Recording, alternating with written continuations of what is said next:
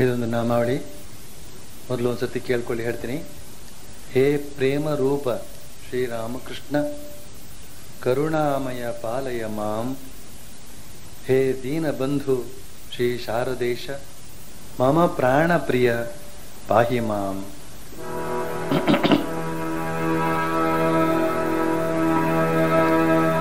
हे प्रेम रूप श्री राम कृष्ण, हे प्रेम रूप करुणामय पालय मां, करुणामय पालय मां. हे प्रेम रूप श्री राम कृष्ण, हे प्रेम रूप करुणामय पालय मां, करुणामय पालय मां. हे प्रेम रूप श्री राम कृष्ण, हे प्रेम रूप करुणामय पालय मां, करुणामय पालय मां. हे दीन बंधु श्री शारदेश, हे दीन बंधु, हे दीन बंधु श्री शारदेश, हे दीन मम प्राण प्रिय पाहि मां, मम प्राण प्रिय पाहि मां, मम प्राण प्रिय पाहि मां, मम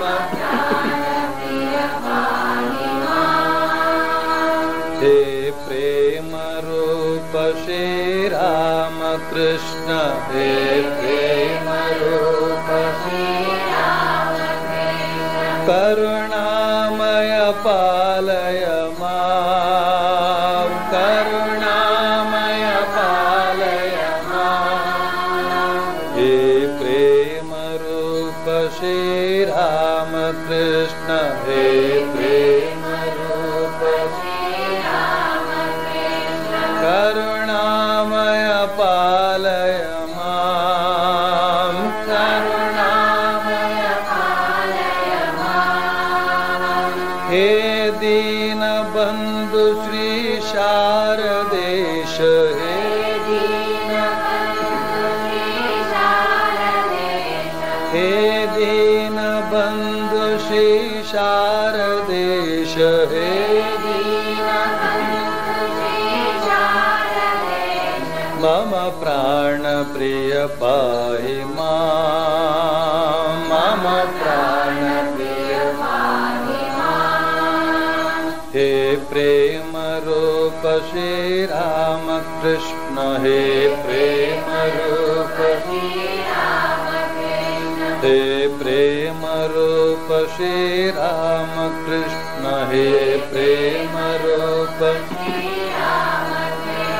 करुणामय पालय मां, करुणामय पालय मां.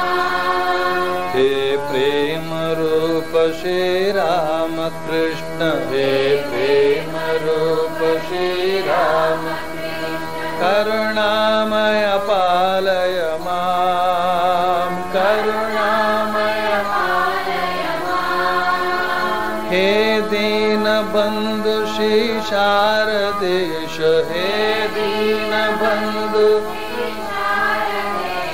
हे दीन बंधु श्री शारदेश, हे दीन मम प्राण प्रिय पाहि मां, मम प्राण प्रिय पाहि मां. हे दीन बंधु श्री शारदेश, हे दीन बंधु मम प्राण प्रिय पाहि मां, मम प्राण प्रिय पाहि मां.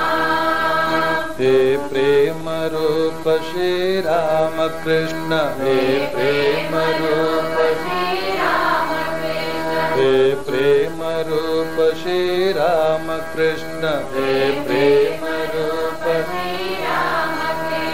करुणामय पालय मां करुणामय पालय मां हे प्रेम रूप श्री राम कृष्ण हे प्रेम रूप करुणामय पालय मां करुणामय पालय मां हे दीन बंधु श्री शारदेश हे दीन बंधु श्री शारदेश हे दीन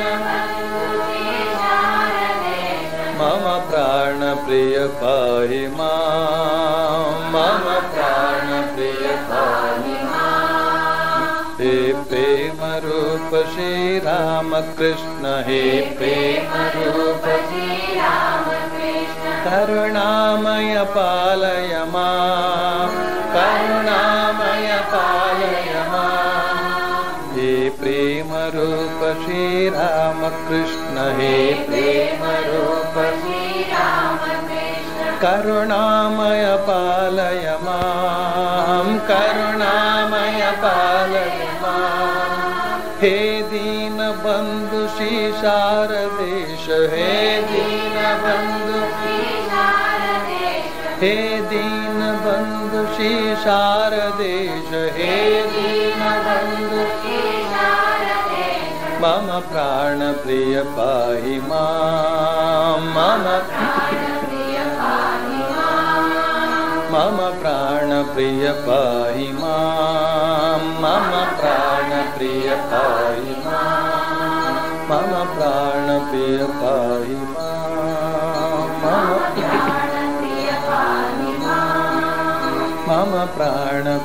पाहि मां मम प्राण प्रिय पाहि मां मम प्राण प्रिय पाहि मां मम प्राण प्रिय पाहि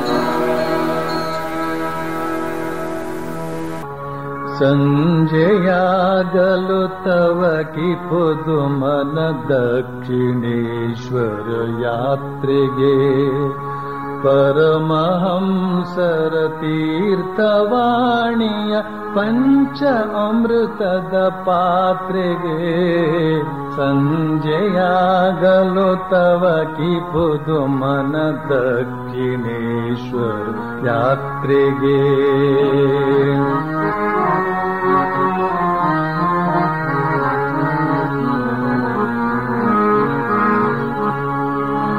गोप्त दप्तर बರೆಯುತ್ತೀರ್ಪ ಮಹೇಂದ್ರ ಗೋಪ್ತನ ನೋಡುವೆ ಗುಪ್ತ ದಪ್ತರ ಬರೆಯುತ್ತೀರ್ಪ ಮಹೇಂದ್ರ ಗೋಪ್ತನ ನೋಡುವೆ ಪ್ರಶ್ನ ವರ್ಷವ ಕರೆಯುತ್ತೀರ್ಪ ನರೇಂದ್ರ ವಾದವನಾಲಿತೆ ಸಂಜೆಯಾಗಲು ತವ ಕಿ ಪುದು ಮನ ದಕ್ಷಿಣೇಶ್ವರ ಯಾತ್ರೆಗೆ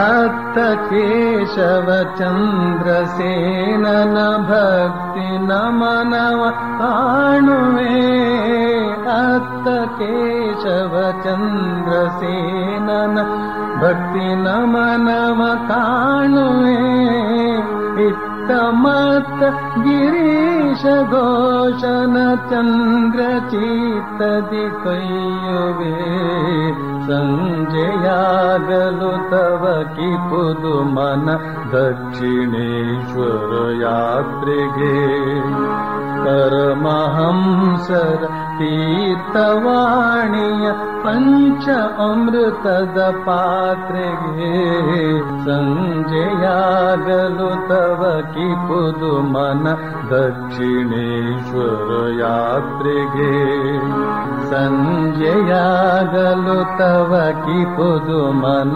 ದಕ್ಷಿಣೇಶ್ವರ ಯಾತ್ರೆಗೆ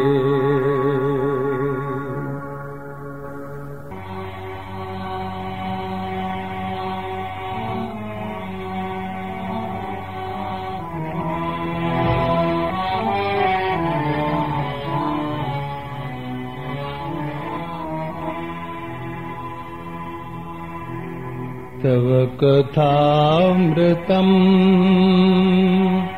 तप्तजीवनम्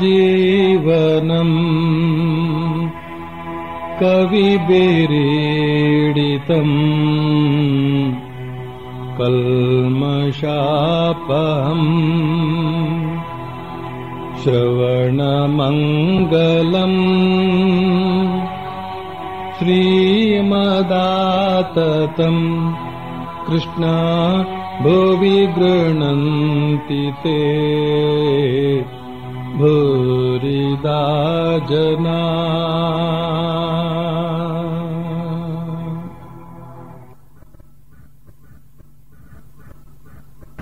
ಶ್ರೀರಾಮಕೃಷ್ಣರು ಕಳೆದ ಶನಿವಾರ ಕ್ಯಾಪ್ಟನ್ ಮೇಲೆ ಕೋಪ ಮಾಡಿಕೊಂಡು ಹೇಳಿದ್ರು, ನೀನು ಮಾತ್ರ ಹಣಕ್ಕಾಗಿ ಗವರ್ನರ್ ಹತ್ರಕ್ಕೆ ಹೋಗ್ಬೋದು, ನಾನು ಕೇಶವ ಸೇನ್ ಹತ್ರಕ್ಕೆ ಹೋಗ್ಬಿಡುದು ಅಲ್ವೇ? ಆಗ ಭಗವಂತ ಚಿಂತನೆ ಮಾಡ್ತಾರೆ, ಭಗವನ್ ನಾಮೋಚ್ಚಾರಣೆ ಮಾಡ್ತಾರೆ. ನೀನೇ ತಾನೇ ಹೀಗೆಲ್ಲ ಹೇಳೋನು, ಈಶ್ವರ, ಮಾಯಾ, ಜೀವ, ಜಗತ್ತು, ಭಗವಂತನೇ ಈ ಜೀವ ಜಗತ್ತು ಎಲ್ಲ ಆಗಿದ್ದಾನೆ ಅಂತ. ಹಾಗಾದ್ರೆ ಕೇಶವ ಸೇನಲ್ಲೂ ಕೂಡ ಭಗವಂತ ಭಾಷಿಸೋದಿಲ್ವೇ? ಎಲ್ಲೆಲ್ಲೂ ಭಗವಂತ ಇದ್ದಾನೆ ಅಂತ ನೀನೇ ತಾನೇ ಹೇಳ್ತಾ ಇದ್ದೆ. ಅಂದ್ರೆ ಅವನು ಹೇಳೋದು ಅಂತಂದ್ರೆ ಅವನು ಸಾಕ್ಷಾತ್ಕಾರ ಮಾಡ್ಕೊಂಡು ಹೇಳ್ತಾ ಇದ್ದಾನೆ ಅಂತ ಅರ್ಥ ಅಲ್ಲ. ಪುಸ್ತಕ ಓದಿ ಹೇಳೋರು ಹಣೆಬರ ಅಲ್ಲ ಇದೇನೆ. ಹೇಳೋ ಹೊತ್ತಿಗೆಲ್ಲ ಮಹಾಜ್ಞಾನಿಗಳಂತೆ ಕಾಣಿಸ್ಕೊಳ್ತಾರೆ. ಆಮೇಲೆ ಏನಾದ್ರೂ ತಮ್ಮ ಇಷ್ಟ ಅನಿಷ್ಟಗಳಿಗೆ ಧಕ್ಕೆ ಬಂತು ಅಂತ ಹೇಳಿದ್ರೆ ಸ್ವಭಾವ ತೋರಿಸ್ಬಿಡ್ತಾರೆ. ನೀನೇ ಹೇಳಿದ್ರೆ ಎಲ್ಲರೂ ದೇವರಿದ್ದಾನೆ ಅಂತ, ಅಲ್ಲಿ ದೇವರಿಲ್ವೇ? ಕೇಶವ ಸೇನ ದೇವರಿಲ್ವೇ? ಹೀಗೆ ಹೇಳಿ ಮಾಸ್ಟರ್ ಭಾಷೆಯ ಬರೀತಾನೆ. ಹೀಗೆ ಹೇಳಿ ಶ್ರೀರಾಮಕೃಷ್ಣ ಇದ್ದಕ್ಕಿದ್ದ ಹಾಗೆ ಕೊಠಡಿಯನ್ನು ಬಿಟ್ಟು ಈಶಾನ್ಯ ವರಾಂಗಕ್ಕೆ ಹೊರಟೋದು. ಕ್ಯಾಪ್ಟನ್ ಮತ್ತು ಉಳಿದ ಭಕ್ತರು ಅವರು ಹಿಂತಿರುಗಿ ಬರೋದಕ್ಕಾಗಿ ಎದುರು ನೋಡ್ತಾ ಕೊಠಡಿಯಲ್ಲಿ ಕುಳಿತಿದ್ದಾರೆ. ಮಾಸ್ಟರ್ ಭಾಷೆಯ ಶ್ರೀರಾಮಕೃಷ್ಣರನ್ನ ಹಿಂಬಾಲಿಸಿದ. ಅವ್ರು ಹೋದರೆ ಏನಾದೊಂದು ವಿಷಯ ಸಿಕ್ಕತ್ತೆ, ಅದನ್ನು ಮುತ್ತು ಹಾಕೊಳ್ಬಹುದು, ಅದಕ್ಕೋಸ್ಕರ ಹಿಂಬಾಲಿಸಿದ. ಅದೇ ಈಶಾನ್ಯ ವರಾಂಗದಲ್ಲಿ ನರೇಂದ್ರ ಹಾಜರನೇ ಮಾತುಕತೆ ಆಡ್ತಾ ಗೊತ್ತಿದ್ದ. ಪರಮಹಂಸರಿಗೆ ಗೊತ್ತಿತ್ತು ಈ ಹಾಜರ ಸದಾ ಶುಷ್ಕ ಜ್ಞಾನ ವಿಚಾರದಲ್ಲಿ ತೊಡಗಿರುತ್ತಾನೆ ಅಂತ. ಆತ ಹೇಳ್ತಿದ್ದ, ಹಾಜರ ಈ ಜಗತ್ತು ಸ್ವಪ್ನದಾಗ ಅನಿತ್ಯ, ಪೂಜೆ ನೈವೇದ್ಯ ಇವೆಲ್ಲ ಮಾನಸಿಕ ಭ್ರಮೆ, ಸ್ವಸ್ವರೂಪ ಧ್ಯಾನವೇ ಜೀವನದ ಉದ್ದೇಶ ಅಂತ. ಮತ್ತೆ ಹೇಳ್ತಿದ್ದ, ನಾನೇ ಅವನು ಸೋಹಂ ಅಂತ. ಹೀಗೆ ಅವನು ಹೇಳ್ತಾ ಇದ್ರು ಕೂಡ ಹಣ, ಮಾನ, ಸಂಭ್ರಮ ಇವುಗಳ ಕಡೆಗೆ ದೃಷ್ಟಿ ಇಟ್ಟಿದ್ದ ಅಂತ ಮಾಸ್ಟರ್ ಭಾಷೆಯ ಬರೀತಾನೆ. ಶ್ರೀರಾಮಕೃಷ್ಣ ನಗ್ತಾ ಹಾಜರನಿಗೆ ಮತ್ತು ನರೇಂದ್ರನಿಗೆ ಹೇಳ್ತಾ ಇದ್ದಾರೆ, ಏನ್ ಸಮಾಚಾರ, ಏನ್ ಮಾತಾಡ್ತಾ ಇದ್ದೀರಿ? ನರೇಂದ್ರ ನಗ್ತಾ ಹೇಳ್ತಾನೆ, ನಾವು ಏನೇನೋ ದೊಡ್ಡ ದೊಡ್ಡ ಮಾತುಗಳನ್ನು ಆಡ್ತಿದ್ದೇವೆ, ಅವು ಸಾಮಾನ್ಯರಿಗೆಲ್ಲ ಗೊತ್ತಾಗುವ ಹಾಗಿಲ್ಲ. ಆಗ ಶ್ರೀರಾಮಕೃಷ್ಣ ನಗ್ತಾ ಹೇಳ್ತಾರೆ, ನೋಡು, ಶುದ್ಧ ಜ್ಞಾನ ಶುದ್ಧ ಭಕ್ತಿ ಎರಡೂ ಒಂದೇ. ಶುದ್ಧ ಜ್ಞಾನ ಎಲ್ಲಿಗೆ ಕರೆದೊಯ್ಯುತ್ತೋ ಅಲ್ಲಿಗೆ ಶುದ್ಧ ಭಕ್ತಿಯೂ ಕೂಡ ಕರೆದೊಯ್ಯುತ್ತೆ. ಭಕ್ತಿ ಮಾರ್ಗ ಬಹಳ ಸುಲಭವಾದ ಮಾರ್ಗ ಅಂತ ಹೇಳಿದಾಗ ನರೇಂದ್ರ ಅವರ ಮಾತನ್ನು ಸಮರ್ಥಿಸುವಂತೆ ಒಂದು ಹಾಡಿನ ಎರಡು ಸಾಲನ್ನ ಉದ್ಧರಿಸುತ್ತಾರೆ. हमारी देमा पागल करे ब्रह्ममयी आर काग नाई माँ ज्ञान विचारे हमारी देमा पागल करे ब्रह्ममयी ओ ब्रह्ममयी नನ್ನನ್ನ ಉನ್ಮತ್ತನನ್ನಾಗಿಸು ಪಾಗಲ್ ಅಂತಂದ್ರೆ ಹುಚ್ಚನನ್ನಾಗಿಸು ಅಂದ್ರೆ ಉನ್ಮತ್ತನನ್ನಾಗಿಸು ಅಂತ ಅರ್ಥ. ಆ ಅಂದ್ರೆ ಇನ್ನು ಕಾಗನಾಗಿ ಕೆಲಸವಿಲ್ಲ ಯಾವುದರಿಂದ ಜ್ಞಾನ ವಿಚಾರ. ಜ್ಞಾನ ಅಂದ್ರೆ ಪುಸ್ತಕ ಜ್ಞಾನ, ತತ್ವಜ್ಞಾನ. ವಿಚಾರ ಅಂದ್ರೆ ಅವುಗಳನ್ನು ತಗೊಂಡು ವಿಚಾರ ಮಾಡೋದು. ಬ್ರಹ್ಮ ಇದ್ದಾನೋ ಇಲ್ಲವೋ ವಿಚಾರ ಮಾಡೋದು ದೊಡ್ಡದಾಗಿ. ಆಮೇಲೆ ಈ ಜಗತ್ತು ಸತ್ಯವೋ ಮಿಥ್ಯವೋ ಅಂತ ವಿಚಾರ ಮಾಡೋದು. ಅದೆಷ್ಟೇ ತೀರ್ಮಾನ ಮಾಡಿ ಹೇಳಿದ್ರು ಕೂಡ ಇವರು ಸ್ವತಃ ವಿಚಾರ ಮಾಡೋದು. ನಾನೇ ವಿಚಾರ ಮಾಡಿಕೊಳ್ಳದೆ ಆಗಿದ್ದಕ್ಕೋಸ್ಕರ ಈ ತರದ ಶುಷ್ಕ ವಿಚಾರ, ಈ ತರದ ಶುಷ್ಕ ಪುಸ್ತಕ ಜ್ಞಾನ, ಇದರಿಂದ ನಮಗಿನ್ನೇನು ಕೆಲಸವಿಲ್ಲ. ಆರು ಕಾದು ನಾಯಿಮ ಅಮ್ಮ, ಇನ್ನು ಈ ಶುಷ್ಕ ಜ್ಞಾನ ಶುಷ್ಕ ವಿಚಾರಗಳಿಂದ ನನಗೇನು ಪ್ರಯೋಜನ ಇಲ್ಲ.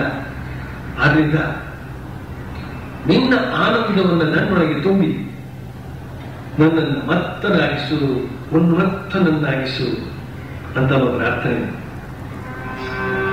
तमय दे मा पागल करे ब्रह्ममयी दे मा पागल करे ब्रह्ममयी दे मा पागल करे तमय दे मा पागल करे ब्रह्ममयी दे मा पागल करे ब्रह्ममयी दे मा पागल करे हर कार नाय मा ज्ञान विचार दे मा पागल करे ब्रह्ममयी दे मा पागल करे ब्रह्ममयी दे मा पागल करे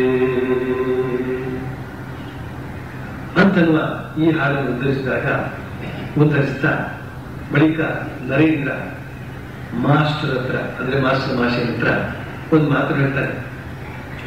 ನಾನು ಹ್ಯಾಮಿಲ್ಟನ್ ಒಂದು ಪುಸ್ತಕ ಓದ್ತಾ ಇದ್ದೇನೆ. ಹ್ಯಾಮಿಲ್ಟನ್ ಅದರಲ್ಲಿ ಆತ ಒಂದು ಕಡೆ ಬರೆದಿದ್ದಾರೆ, a learned ignorance is the end of philosophy and the beginning of religion ಅಂತ. A learned ignorance is the end of philosophy and the beginning of religion. ಶ್ರೀರಾಮಕೃಷ್ಣರು ಆಗ ಮಾಸ್ಟರ್ ಭಾಷೆಯನ್ನು ಕೇಳ್ತಾರೆ, ಇದರ ಅರ್ಥ ಏನು? ನರೇಂದ್ರನ್ ಕೇಳೋದಿಲ್ಲ, ಅವ್ರು ಏನೇನಾದ್ರು ವಕ್ರ ಹೇಳಿ ಅಂತ ಬಿಟ್ಟು ಮಾಸ್ಟರ್ ಭಾಷೆಯನ್ನು ಕೇಳ್ತಾರೆ, ಏನಿದ ಅರ್ಥ ಏನು ಅಂತ. ಆದ್ರೆ ನರೇಂದ್ರನ್ನೇ ಮಧ್ಯೆ ಪ್ರವೇಶ ಮಾಡಿ ವಿವರಿಸಿ ಹೇಳ್ತಾನೆ, ತತ್ವಶಾಸ್ತ್ರಗಳನ್ನೆಲ್ಲ ಓದಿ ಮೂಡಿಸುವುದರಲ್ಲಿ ಮನುಷ್ಯ ಮೂರ್ಖ ಪಂಡಿತನಾಗ್ತಾನೆ. ಬಳಿಕ ಆತ ಧರ್ಮ ಮುಂತಾದವನ್ನು ಆರಂಭಿಸ್ತಾನೆ. ಅನಂತರ ಆತನ ಭಗವದ್ ಅಭಿಮುಖವಾದ ಜೀವನ ಪ್ರಾರಂಭವಾಗುತ್ತೆ ಅಂತ. ಇದೇ ಇದರ ಅರ್ಥ ಅಂತ ಹೇಳಿದಾಗ ಪರಮಹಂಸರು ಆನಂದದಿಂದ ಇಂಗ್ಲಿಷ್ ನಲ್ಲಿ ಹೇಳಿದ್ರು. ಇಂಗ್ಲಿಷ್ ಮಾತಲ್ಲ ಅವರಾಡಿದ್ರು, ಅದಕ್ಕೋಸ್ಕರ ಇಂಗ್ಲಿಷ್ ನಲ್ಲೇ ಹೇಳಿದ್ರಂತೆ, ಥ್ಯಾಂಕ್ ಯು ಥ್ಯಾಂಕ್ ಯು.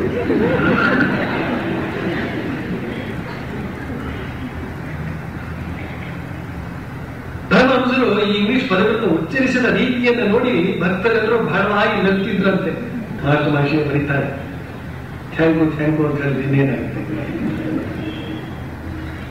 ಆ ಭಕ್ತರಿಗೆ ಗೊತ್ತಿತ್ತು ಪರಮಹಂಸರ ಇಂಗ್ಲಿಷ್ ಪದಗಳ ಕೋಶ ಒಂದು 10-12ಕ್ಕಿಂತ ಹೆಚ್ಚಾಗೇನಿಲ್ಲ. ಒಂದು 10-12 ಶಬ್ದಗಳು ಗೊತ್ತಿತ್ತು ಅಂತೆ. ಅದನ್ನು ಸಂಯೋಜಿತವಾಗಿ ಉಪಯೋಗಿಸ್ತಾ ಇದ್ರು. ಅದೇ ವಿಶೇಷ. ಎಲ್ಲೆಲ್ಲ ಯಾವ್ದಾದ್ರು ಶಬ್ದವನ್ನ ಅವರು ಉಪಯೋಗಿಸ್ತಾ ಇರಲಿಲ್ಲ, ಸಂಯೋಜಿತವಾಗಿ ಉಪಯೋಗಿಸ್ತಾ ಇದ್ರು. 12 ಶಬ್ದದಲ್ಲೇ ಅಷ್ಟು ಮ್ಯಾನೇಜ್ ಮಾಡ್ತಾ ಇದ್ರು. ಇಲ್ಲಿ learned ignorance is the end of philosophy and the beginning of religion ಅಂತನ್ನುವ ಹ್ಯಾಮಿಲ್ಟನ್ ಪಾಶ್ಚಾತ್ಯ ಚಿಂತನೆ ರಸಾಭಾಸ ಮಾಡಿಸಿಬಿಡ್ತಾರೆ. ಎಲ್ಲ ಅದಕ್ಷತೆ ಅಯೋಗ್ಯರು ಅಧಿಕಾರಕ್ಕೆ ಬಂದಾಗ ಹೀಗೆ ಅವರು ಇವ್ರನ್ನೆಲ್ಲ ರೈಲ್ವೆ ತುಂಬಿಡು ಡ್ಯಾಶ್ ಹೊಡೆದು ಒಂದಷ್ಟು ಇವರೆಲ್ಲ ಮಾಡೋ ಕೆಲಸ ಅಷ್ಟೇ. ಯಾವುದು ಉದ್ಧಾರವಿಲ್ಲ ಇವ್ರು ಕಟ್ಕೊಂಡ್ರೆ. ಇರ್ಲಿ ಎಷ್ಟು ಹೇಳಿದ್ರು ಅವರಿಗೆ ತಗೊಳ್ಳೋದಿಲ್ಲ. ನಾವ್ಯಾದ್ರೂ ನಾಲಿಗೆ ನಡೆಸ್ಕೊಳ್ಳೋದು. ಯೋಗ ಕರ್ಮಸು ಕೌಶಲಂ ಅಂತ ಶ್ರೀಕೃಷ್ಣ ಹೇಳ್ತಾರೆ ಭಾರತದ ಜನರಿಗೆ. ಅದನ್ನು ತಗೊಂಡವರು ಅಮೆರಿಕದವರು ಇತ್ಯಾದಿ ಪಾಶ್ಚಾತ್ಯ ಜನಾಂಗದವರು. ಯೋಗ ಅಂದ್ರೆ ಕರ್ಮದಲ್ಲಿ ಕೌಶಲ. ಕರ್ಮ ಬಿಟ್ಟು ಹೋಗೋದಲ್ಲ, ಕರ್ಮವನ್ನ ಇನ್ನಾರು ಮಾಡೋದಕ್ಕೆ ಸಾಧ್ಯವಿಲ್ಲದ ರೀತಿಯಲ್ಲಿ ಅಷ್ಟೊಂದು ಯಶಸ್ವಿಯಾಗಿ ಅಷ್ಟೊಂದು ಪರಿಣತಿಯಿಂದ ಮಾಡ್ಕೊಂಡು ಬರಬೇಕು. ಅಂತಹ ಸಾಮರ್ಥ್ಯಶಾಲಿಗಳಾಗಬೇಕು ನಾವು ಅಂತ ಶ್ರೀಕೃಷ್ಣ ಅವತ್ತೇ ಹೇಳಿದ್ದಾರೆ. ಆದ್ರೆ ಅವನ ಸಂತಾನ, ಆ ಮೂರ್ಖ ಸಂತಾನ ಹಾಗೆಯೇ ಮುಂದುವರಿತಾ ಇದೆ.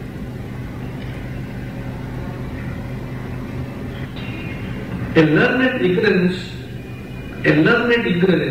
ನೋಡಿ ಅಂತ ಶಬ್ದ ಅವನು ಹೇಳಿದ್ದು ಪಾಶ್ಚಾತ್ಯ ಚಿಂತಕ. ಪುಸ್ತಕ ಓದಿದ ಮೂರ್ಖ ಅಂತ. ಶಾಸ್ತ್ರಜ್ಞಾನವನ್ನು ಹೊಂದಿದಂತಹ ಮೂರ್ಖ ಅಂತ. ಆ ಕೇವಲ ಶಾಸ್ತ್ರಜ್ಞಾನ ಅಂತ ಹೇಳ್ತಕ್ಕಂಥದ್ದು ಮೂರ್ಖತನವಲ್ಲದೆ ಇನ್ನೇನು ಅಲ್ಲ. ಕತ್ತೆ ಗಂಧದ ಕಟ್ಟಿಗೆಯನ್ನು ಹೊತ್ತ ಅಂತೆ. ಗಂಧದ ಕಟ್ಟಿಗೆಯನ್ನು ಹೊತ್ತಿರುತ್ತೆ ಕತ್ತೆ. ಅದರ ಸುವಾಸನೆ ಅದಕ್ಕೆ ಕಿಂಚಿತ್ತೂ ಗೊತ್ತಿಲ್ಲ. ಅದಕ್ಕೆ ಗೊತ್ತಿರೋದು ಒಂದೇ, ಅದರ ದಾರ. ಕೇವಲ ಪುಸ್ತಕ ಜ್ಞಾನ ಅಂತ ಹೇಳ್ತಕ್ಕಂಥದ್ದಕ್ಕೆ ಅಷ್ಟೇ ಬೆಲೆ. ಅದು ಯಾವಾಗ ಮುಗಿಯುತ್ತೋ ಆಗ ಪ್ರಾರಂಭ ಆಗುತ್ತೆ ನಿಜವಾದ ಧರ್ಮ ಅಂತ. ರಿಲಿಜನ್ ಅದರ ಧರ್ಮ. ಧರ್ಮ ಅಂತ ಹೇಳಿದ್ರೆ ಏನದು? ಹಿಂದೂ ಧರ್ಮ, ಕ್ರೈಸ್ತ ಧರ್ಮ, ಮುಸಲ್ಮಾನ ಧರ್ಮ, ಈ ಬಗೆಯ ಧರ್ಮ ಅಲ್ಲ. ಇಲ್ಲಿ ಹೇಳಿದಂತಹ ಧರ್ಮ ಯಾವುದು ಅಂತ ಹೇಳಿದ್ರೆ ಸಾಕ್ಷಾತ್ಕಾರದ ಧರ್ಮ.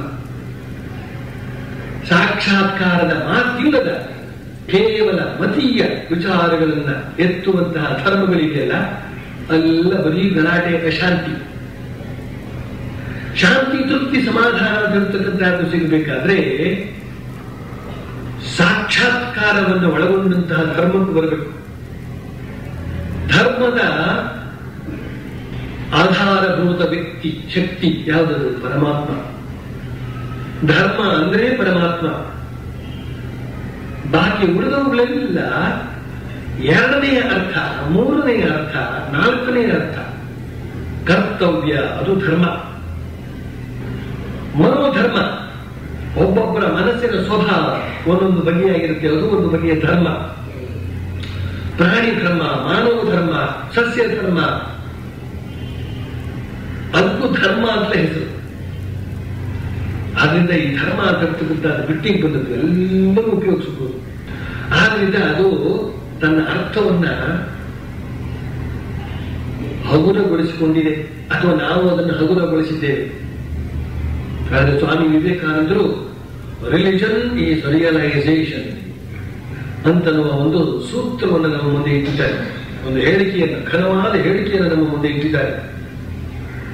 ಧರ್ಮ ಅಂತಂದ್ರೆ ಸಾಕ್ಷಾತ್ಕಾರ. ಹಿಂದೂ ಧರ್ಮ, ಕ್ರೈಸ್ತ ಧರ್ಮ ಅದಂತಕ್ಕಂಥದ್ದೆಲ್ಲ ಒಂದೊಂದು ಪಂಥ, ಒಂದೊಂದು ದಾರಿ. ಆ ದಾರಿಯಾಗಿ ನಿಜವಾದ ಧರ್ಮವನ್ನು ಮುಟ್ಟಬಹುದು ಅಂತ ಹೇಳೋದಕ್ಕೋಸ್ಕರ ಅದಕ್ಕೆ ಬೆಲೆ. ಆ ದಾರಿಯಾಗಿಯೂ ಮುಂದುವರೆದು ಹೋದಂತಹ ಸಂತರು ಇದ್ದಾರೆ. ಈ ಸಂತೆ ಜನ ಅಲ್ಲ. ಸಂತೆ ಜನ ಗಲಾಟೆ ಮಾಡ್ತಾರೆ ಅಷ್ಟೇನೆ. ಸಂತರು ಅನಂತವಾದ ಆನಂದವನ್ನು ಅನುಭವಿಸಿ ಇತರರಿಗೂ ಅದನ್ನು ವಿತರಿಸ್ತಾರೆ. ಇಷ್ಟೇ ವ್ಯತ್ಯಾಸ. ಸಂತೆ ಜನರಿಗೂ ಸಂತರಿಗೂ ಇದೇ ವ್ಯತ್ಯಾಸ. ಎಲ್ಲಿಲ್ಲದ ಗಲಾಟೆಯಿಂದ ನಡ್ಕೊಳ್ತಕ್ಕಂಥವರು ಸಂತೆ ಜನ. ಎಲ್ಲ ಗಲಾಟೆಗಳನ್ನು ಶಾಂತಗೊಳಿಸಿ ಪರಮಾತ್ಮನ ಆನಂದದಲ್ಲಿ ಮನಸ್ಸು ರಮಿಸುವಂತೆ ಮಾಡತಕ್ಕಂಥವರು ಸಂತರು. ಇಂತಹ ಪರಮಾತ್ಮನನ್ನ ಸಾಕ್ಷಾತ್ಕರಿಸಿಕೊಳ್ಳುವತ್ತ ಈ ಮೂರ್ಖ ಪಂಡಿತ ಯಾವಾಗ ಮೊದಲ ಹೆಜ್ಜೆ ಹಾಕ್ತಾನೋ ಆಗ ನಿಜವಾದ ಧರ್ಮ ಪ್ರಾರಂಭವಾಗುತ್ತೆ. ಅಂದ್ರೆ ಏನರ್ಥ? ಅನುಷ್ಠಾನ ಪ್ರಾರಂಭವಾಗಬೇಕು. ಕೇವಲ ದೇವಸ್ಥಾನ ಕಟ್ಟೋದ್ರೊಳಗೆ ಏನಿದೆ? ಆಮೇಲೆ ಅರ್ಚಕರಿಗೆ ಗತಿ ಇರೋದಿಲ್ಲ ಅಲ್ಲಿ. ಆಮೇಲೆ ಜೇಟು ಬಲೆ ತೆಗೆಯುವರೇ ಇರೋದಿಲ್ಲ. ಹೊತ್ತು ಹೊತ್ತಿಗೆ ಅವನಿಗೆ ನೈವೇದ್ಯ ಸ್ನಾನಾದಿಗಳೇ ಇರುವುದಿಲ್ಲ. ಅಲ್ಲಿಗೆ ಧರ್ಮ ಅಂತ ಹೇಳ್ತಕ್ಕಂಥದ್ದು ಹೊರಟು ಹೋಗ್ಬಿಟ್ಟಿರುತ್ತೆ. ದೇಹವನ್ನು ಕೊಲ್ಲೋದು, ದೇವಸ್ಥಾನ ಕಟ್ಟೋದು. जो राम दशरथ का बेटा सो ही राम घट घट में लेटा. ಯಾವ ರಾಮ ಪ್ರತಿಯೊಂದು ಶರೀರದಲ್ಲೂ ಅಂತರ್ಯಾಮಿಯಾಗಿ ಇದ್ದಾನೋ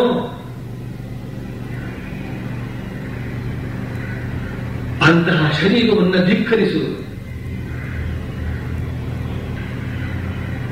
ಆಮೇಲೆ ಜನರೆಲ್ಲ ಕಷ್ಟಪಟ್ಟು ದುಡಿದಂತ ಹಣವನ್ನು ಕಿತ್ತು ಕಿತ್ತು ಕಿತ್ತು ಕಿತ್ತು ದೇವಸ್ಥಾನ ಕಟ್ಟು. ಹೊಟ್ಟೆಗೆ ಹಿಟ್ಟಿಲ್ಲದೆ ನರಳತಕ್ಕಂತಹ ರಾಮನನ್ನ ಕಡೆಗಣಿಸಿ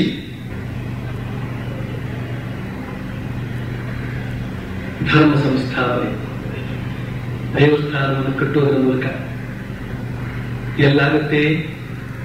ದೇವಸ್ಥಾನದ ಅರ್ಚಕರೊಬ್ಬರನ್ನು ಕೇಳಿದೆ, ಶಿವಮೊಗ್ಗದಲ್ಲಿ 300 ರೂಪಾಯಿ ಸಂಬಳ ಅಂತಂದ್ರು.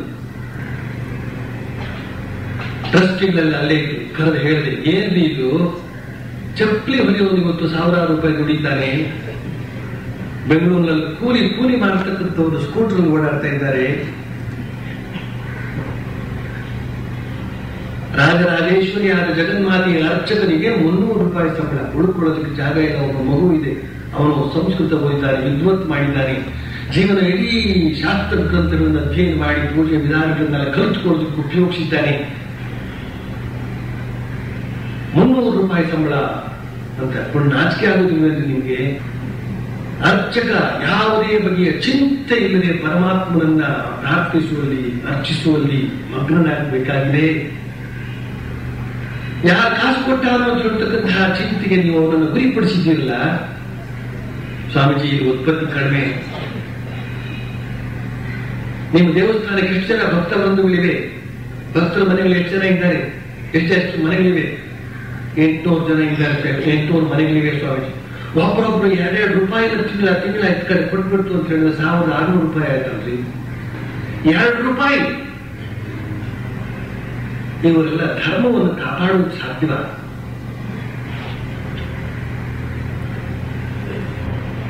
ಸಂಸ್ಕೃತ ಅಭ್ಯಾಸ ಮಾಡೋದೇನು ಹುಡುಗಾಟವ?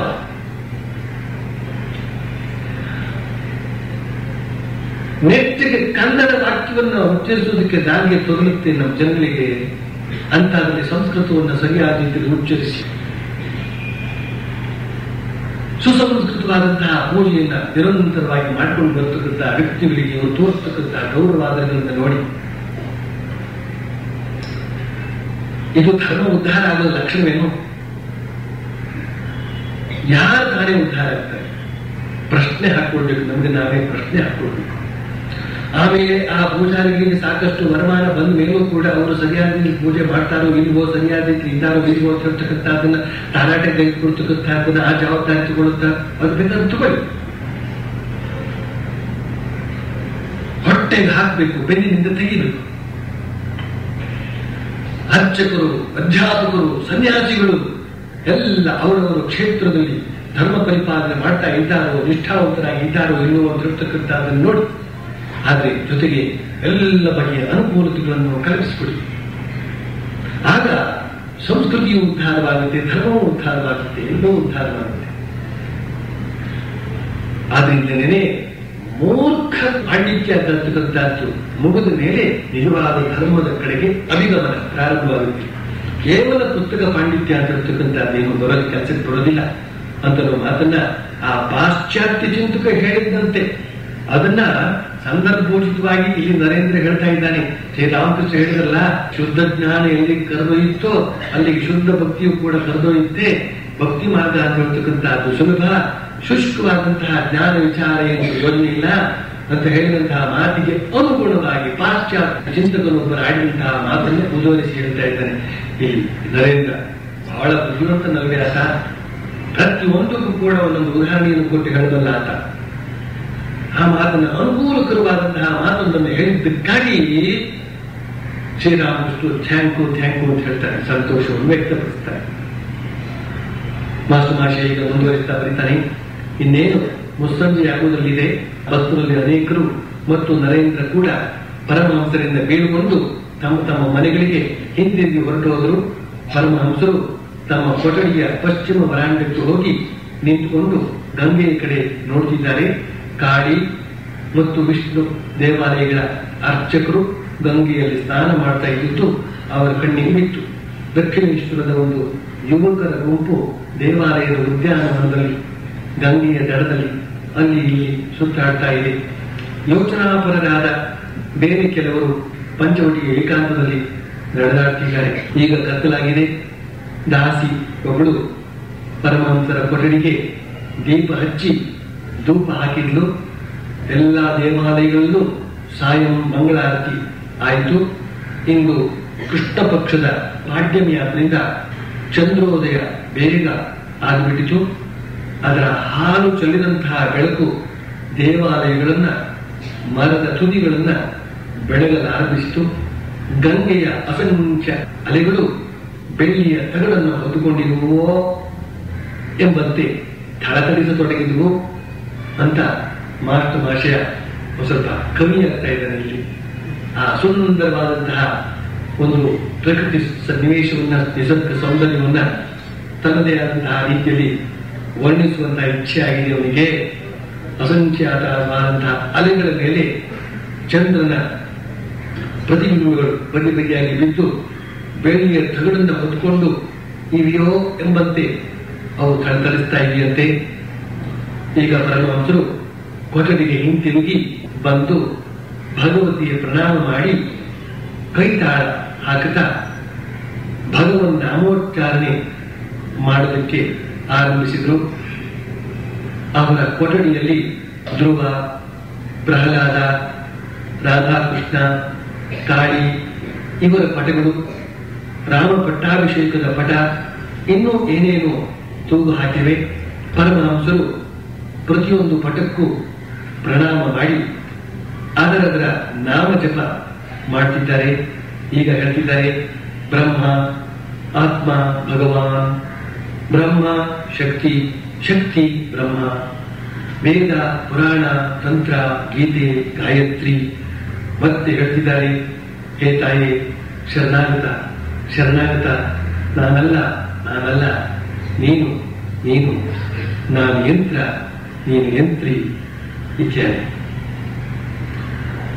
ನಿರ್ವಿಕಲ್ಪ ಸಮಾಧಿಯನ್ನ ಸಿದ್ಧಿಸಿಕೊಂಡಂತಹ ಶ್ರೀರಾಮಕೃಷ್ಣರು ತಮ್ಮ ಕೋಣೆಯಲ್ಲಿ ಇರಿಸಿರುವಂತಹ ಪಟಗಳಿಗೆಲ್ಲ ನಮಸ್ಕರಿಸ್ತಾ ಆ ಪಟಗಳಲ್ಲಿರತಕ್ಕಂತಹ ಆಯಾಯ ದೇವತೆಗಳ ಹೆಸರನ್ನೇ ಹೇಳಿ ಸಂತೋಷವನ್ನು ಪಡಿಸುತ್ತಾ ಬ್ರಹ್ಮ ಆತ್ಮ ಭಗವಾನ್, ಬ್ರಹ್ಮ ಶಕ್ತಿ, ಶಕ್ತಿ ಬ್ರಹ್ಮ, ಅಭೇದ, ಭೇದ ಅಲ್ಲ, ಭೇದ ಇಲ್ಲ, ವೇದ ಪುರಾಣ ತಂತ್ರ ಗೀತೆ ಗಾಯತ್ರಿ ಇತ್ಯಾದಿ ಶಬ್ದಗಳನ್ನೆಲ್ಲ ಉಚ್ಚರಿಸ್ತಾರೆ. ವೇದ ಅಂತಂದ್ಬಿಟ್ರು ಸಾಕು ಶ್ರೀರಾಮಕೃಷ್ಣರು, ಇಡೀ ವೇದವನ್ನೇ ಅವರು ಅಧ್ಯಯನ ಮಾಡಿದ ಹಾಗೆ. ಪುರಾಣ ಅಂತ ಶ್ರೀರಾಮಕೃಷ್ಣರು ಹೇಳಿದ್ರೆ ಸಾಕು, ಅದು ಅಂಥ ಮನಸ್ಸು, ಅಂತಹ ಹೃದಯ, ಇಡೀ ಪುರಾಣವನ್ನೇ ಅಧ್ಯಯನ ಮಾಡಿದ ಹಾಗೆ. ತಂತ್ರ, ತಂತ್ರಶಾಸ್ತ್ರ ಅಂತ ಅವರು ಉಚ್ಚರಿಸಿದ್ರೆ ಸಾಕು, ಇಡೀ ತಂತ್ರವನ್ನೇ ಅವರು ಗೌರವಿಸಿದಂತೆ. ಭಗವದ್ಗೀತೆ ಅಂತ ಹೇಳಿದ್ರೆ ಸಾಕು, ಇಡೀ ಗೀತೆಯನ್ನೇ ಅಧ್ಯಯನ, ಪ್ರವಚನ, ಪಾರಾಯಣ ಎಲ್ಲವನ್ನು ಮಾಡಿದಷ್ಟೇ ಫಲ. ಅಂತ ಮಹಾತ್ಮರಲ್ವೇ, ಅಂತಹ ಮಹಾನ್ ಆತ್ಮ, ಅಂತಹ ಮಹಾನ್ ಹೃದಯ ಅಲ್ವೇ ಗಾಯತ್ರಿ ಅಂತ ಉಚ್ಚರಿಸಿದ್ರೆ ಸಾಕು. ಕೋಟಿಗಟ್ಟಲೆ ಪುರಶ್ಚರಣವನ್ನು ಮಾಡಿದಷ್ಟೇ ಫಲ ಅವರು ಉಚ್ಚರಿಸಿದೆ. ಆದ್ರಿಂದ ಅವೆಲ್ಲವನ್ನು ಉಚ್ಚರಿಸ್ತಾರೆ. ಹೀಗೆ ಉಚ್ಚರಿಸೋದ್ರಿಂದ ಇನ್ನೊಂದು ಪ್ರಯೋಜನವೂ ಕೂಡ ಇದೆ. ಶ್ರೀರಾಮಕೃಷ್ಣರು ಇರ್ತಾ ಇದ್ದಂತಹ ಆ ಸಂದರ್ಭವನ್ನು ನೀವು ನೆನಪಿಸಿಕೊಳ್ಬೇಕು. ಕ್ರಿಸ್ತ ಶಕ ಇದೇ 1947ರ ಹಿಂದಿನ, ಅಂದರೆ 1886 ಆ ಒಂದು ಇಸ್ವಿಯ ಸಮಯ. ಅಂದ್ರೆ ಹಿಂದೂ ಧರ್ಮ ಅಂತ ಹೇಳ್ತಕ್ಕಂಥದ್ದು, ಹಿಂದೂ ಧರ್ಮ ಅಂತ ಹೇಳೋದಕ್ಕಿಂತ ವೇದಾಧ್ಯಯನಗಳು, ಭಗವದ್ಗೀತೆ ಅಂತ ಹೇಳ್ತಕ್ಕಂಥದ್ದು, ಶಾಸ್ತ್ರಗಳು, ಯೋಗ ಶಾಸ್ತ್ರಗಳು ಇವೆಲ್ಲ ಮೌಲ್ಯಪಾಲಾಗ್ಬಿಟ್ಟಿತ್ತು. ಅವುಗಳೆಲ್ಲ ಏನು ಕೊಡಲಾರವೋ ಪಾಶ್ಚಾತ್ಯರಂತೆ 4 ಇಂಗ್ಲಿಷ್ ಶಬ್ದಗಳನ್ನು ಕಲಿತು ಟುಸ್ ಪುಸ್ ಅಂತ ಮಾತನಾಡಿಕೊಳ್ತಾರೆ. ಬೋಟ್ ಹಾಕೊಂಡು ಓಡಾಡಿದ್ರೆ, ಠಾಕುಟೀಕಾಗಿ ಓಡಾಡಿದ್ರೆ ಮಾತ್ರವೇ ನಾವು ಬದುಕೋದಕ್ಕೆ ಸಾಧ್ಯ ಅಂತನ್ನುವ ತಿಳುವಳಿಕೆ ಇದ್ದಂತಹ ಕಾಲ. ಅಂದ್ರೆ ಈ ವೇದ ಪುರಾಣ ಶಾಸ್ತ್ರ ಇವುಗಳನ್ನೆಲ್ಲ ಕಟ್ಟಿ ಅತ್ತ ಕಡೆ ಎಸ್ತಂತಹ ಕಾಲ. ರಾಮಾಯಣ ಮಹಾಭಾರತ ಆದಿಗಳನ್ನು ಕೂಡ ಕಟ್ಟಿ ಅತ್ತ ಕಡೆ ಎಸ್ತಂತಹ ಕಾಲ. ಶ್ರೀರಾಮಕೃಷ್ಣರು ಆಗಮಿಸಿ ಅವುಗಳು ಯಾವುವು ಸುಳ್ಳಲ್ಲ, ಆ ಪ್ರತಿಯೊಂದು ಕೂಡ ಸತ್ಯ, ಪರಮಸತ್ಯವನ್ನೇ ಘೋಷಿಸುವಂತಹ ಸತ್ಯ ವಾಕ್ಯಗಳು ಅವೆಲ್ಲ ಅಂತನ್ನೋದನ್ನ ಜಗತ್ತಿಗೆ ಮತ್ತೊಮ್ಮೆ ಸಾಬೀತುಪಡಿಸ್ತಾ ಇದ್ದಾರೋ ಎಂಬಂತೆ ಅವುಗಳನ್ನು ಉಚ್ಚರಿಸ್ತಾ ಇದ್ದಾರೆ. ಎಂತ ಅದ್ಭುತ! ಇವುಗಳನ್ನೆಲ್ಲ ನಾವು ಭಾವಿಸಬೇಕು. ಭಗವದ್ಗೀತಾ ಒಂದೇ ಸಹಸ್ರಾರು ವ್ಯಾಖ್ಯಾನಗಳು ಅದರ ಮೇಲೆ ನಡೆದಿವೆ. ಒಬ್ಬೊಬ್ಬ ಮನುಷ್ಯನು ಒಂದೊಂದು ರೀತಿಯಾಗಿ ಅರ್ಥೈಸಿಕೊಳ್ಳುವಂತೆ ಅದರಲ್ಲಿ ಅನಂತವಾದ ಭಾವಗಳು, ಅನಂತವಾದ ಅರ್ಥಗಳು ಅಡಗಿವೆ ಮತ್ತು ಜೀವನೋಪಯೋಗಿ ಆಗಿವೆ. ಇಂತಿಂಥವುಗಳೆಲ್ಲವನ್ನು ಕೂಡ ನಮ್ಮ ಜನ, ನಮ್ಮ ಭಾರತೀಯ ಜನ ಕಡೆಗಣಿಸಿದ್ದರು.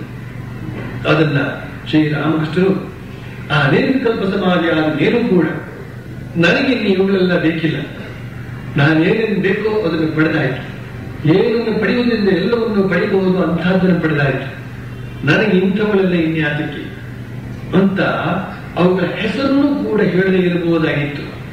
ಆದರೆ ಶ್ರೀರಾಮಕೃಷ್ಣರು ಅವುಗಳ ಹೆಸರನ್ನು ಹೇಳ್ತಾ ಇದ್ದಾರೆ ಅಂತಂದ್ರೆ ಅದೆಂತ ಭಾವನೆಯಿಂದ ಅವರು ಹೇಳಿರಬೇಕು ಅಂತನ್ನೋದನ್ನು ನಾವು ಭಾವಿಸಿ ನೋಡಬೇಕು. ಇಂತಹ ಒಂದು ಅದ್ಭುತವಾದ ಭಾವ ಜೊತೆಗೆ ಈ ಮಾತನ್ನು ಹೇಳಿದ್ದಾರೆ. ಹೇ ತಾಯಿ, ಶರಣಾಗತ ಶರಣಾಗತ, ನಾನಲ್ಲ ನಾನಲ್ಲ, ನೀನು ನೀನು, ನಾನು ಯಂತ್ರ ನೀನು ಯಂತ್ರ. ಅಂದ್ರೆ ಆ ವೇದಶಾಸ್ತ್ರ ಪುರಾಣಗಳನ್ನು ಅಧ್ಯಯನ ಮಾಡಿದ ಮಾತ್ರಕ್ಕೆ ನಾವೇನು ಅಲ್ಲ ಅಂತ ಅರ್ಥ. ಕೇವಲ ಅಧ್ಯಯನ ಮಾಡಿದ ಮಾತ್ರಕ್ಕೆ ಏನು ಆಗೋದಿಲ್ಲ.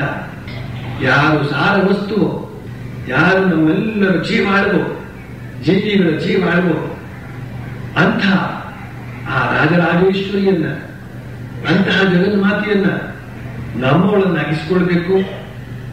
ಅವಳು ನಮ್ಮಲ್ಲಿ ಮನೆ ಮಾಡಿರಬೇಕು, ಅವಳೇ ಅವಳಾಗಬೇಕು. ನಾವು ಹೊರಟೋಗ್ಬೇಕು. ಈ ಸಣ್ಣ ಪುಟ್ಟ ಅಹಂಕಾರಗಳು ತಿಳಿದುಕೊಂಡು ಹೊರಟೋಗ್ಬೇಕು. ಅದೇ ಆಧ್ಯಾತ್ಮಿಕ ಜೀವನದ ಸಾರ ಅಂತ ದೃಷ್ಟಿಯಿಂದ ಆ ಮಾತು ಹೇಳ್ತಾ ಇದ್ದಾರೆ.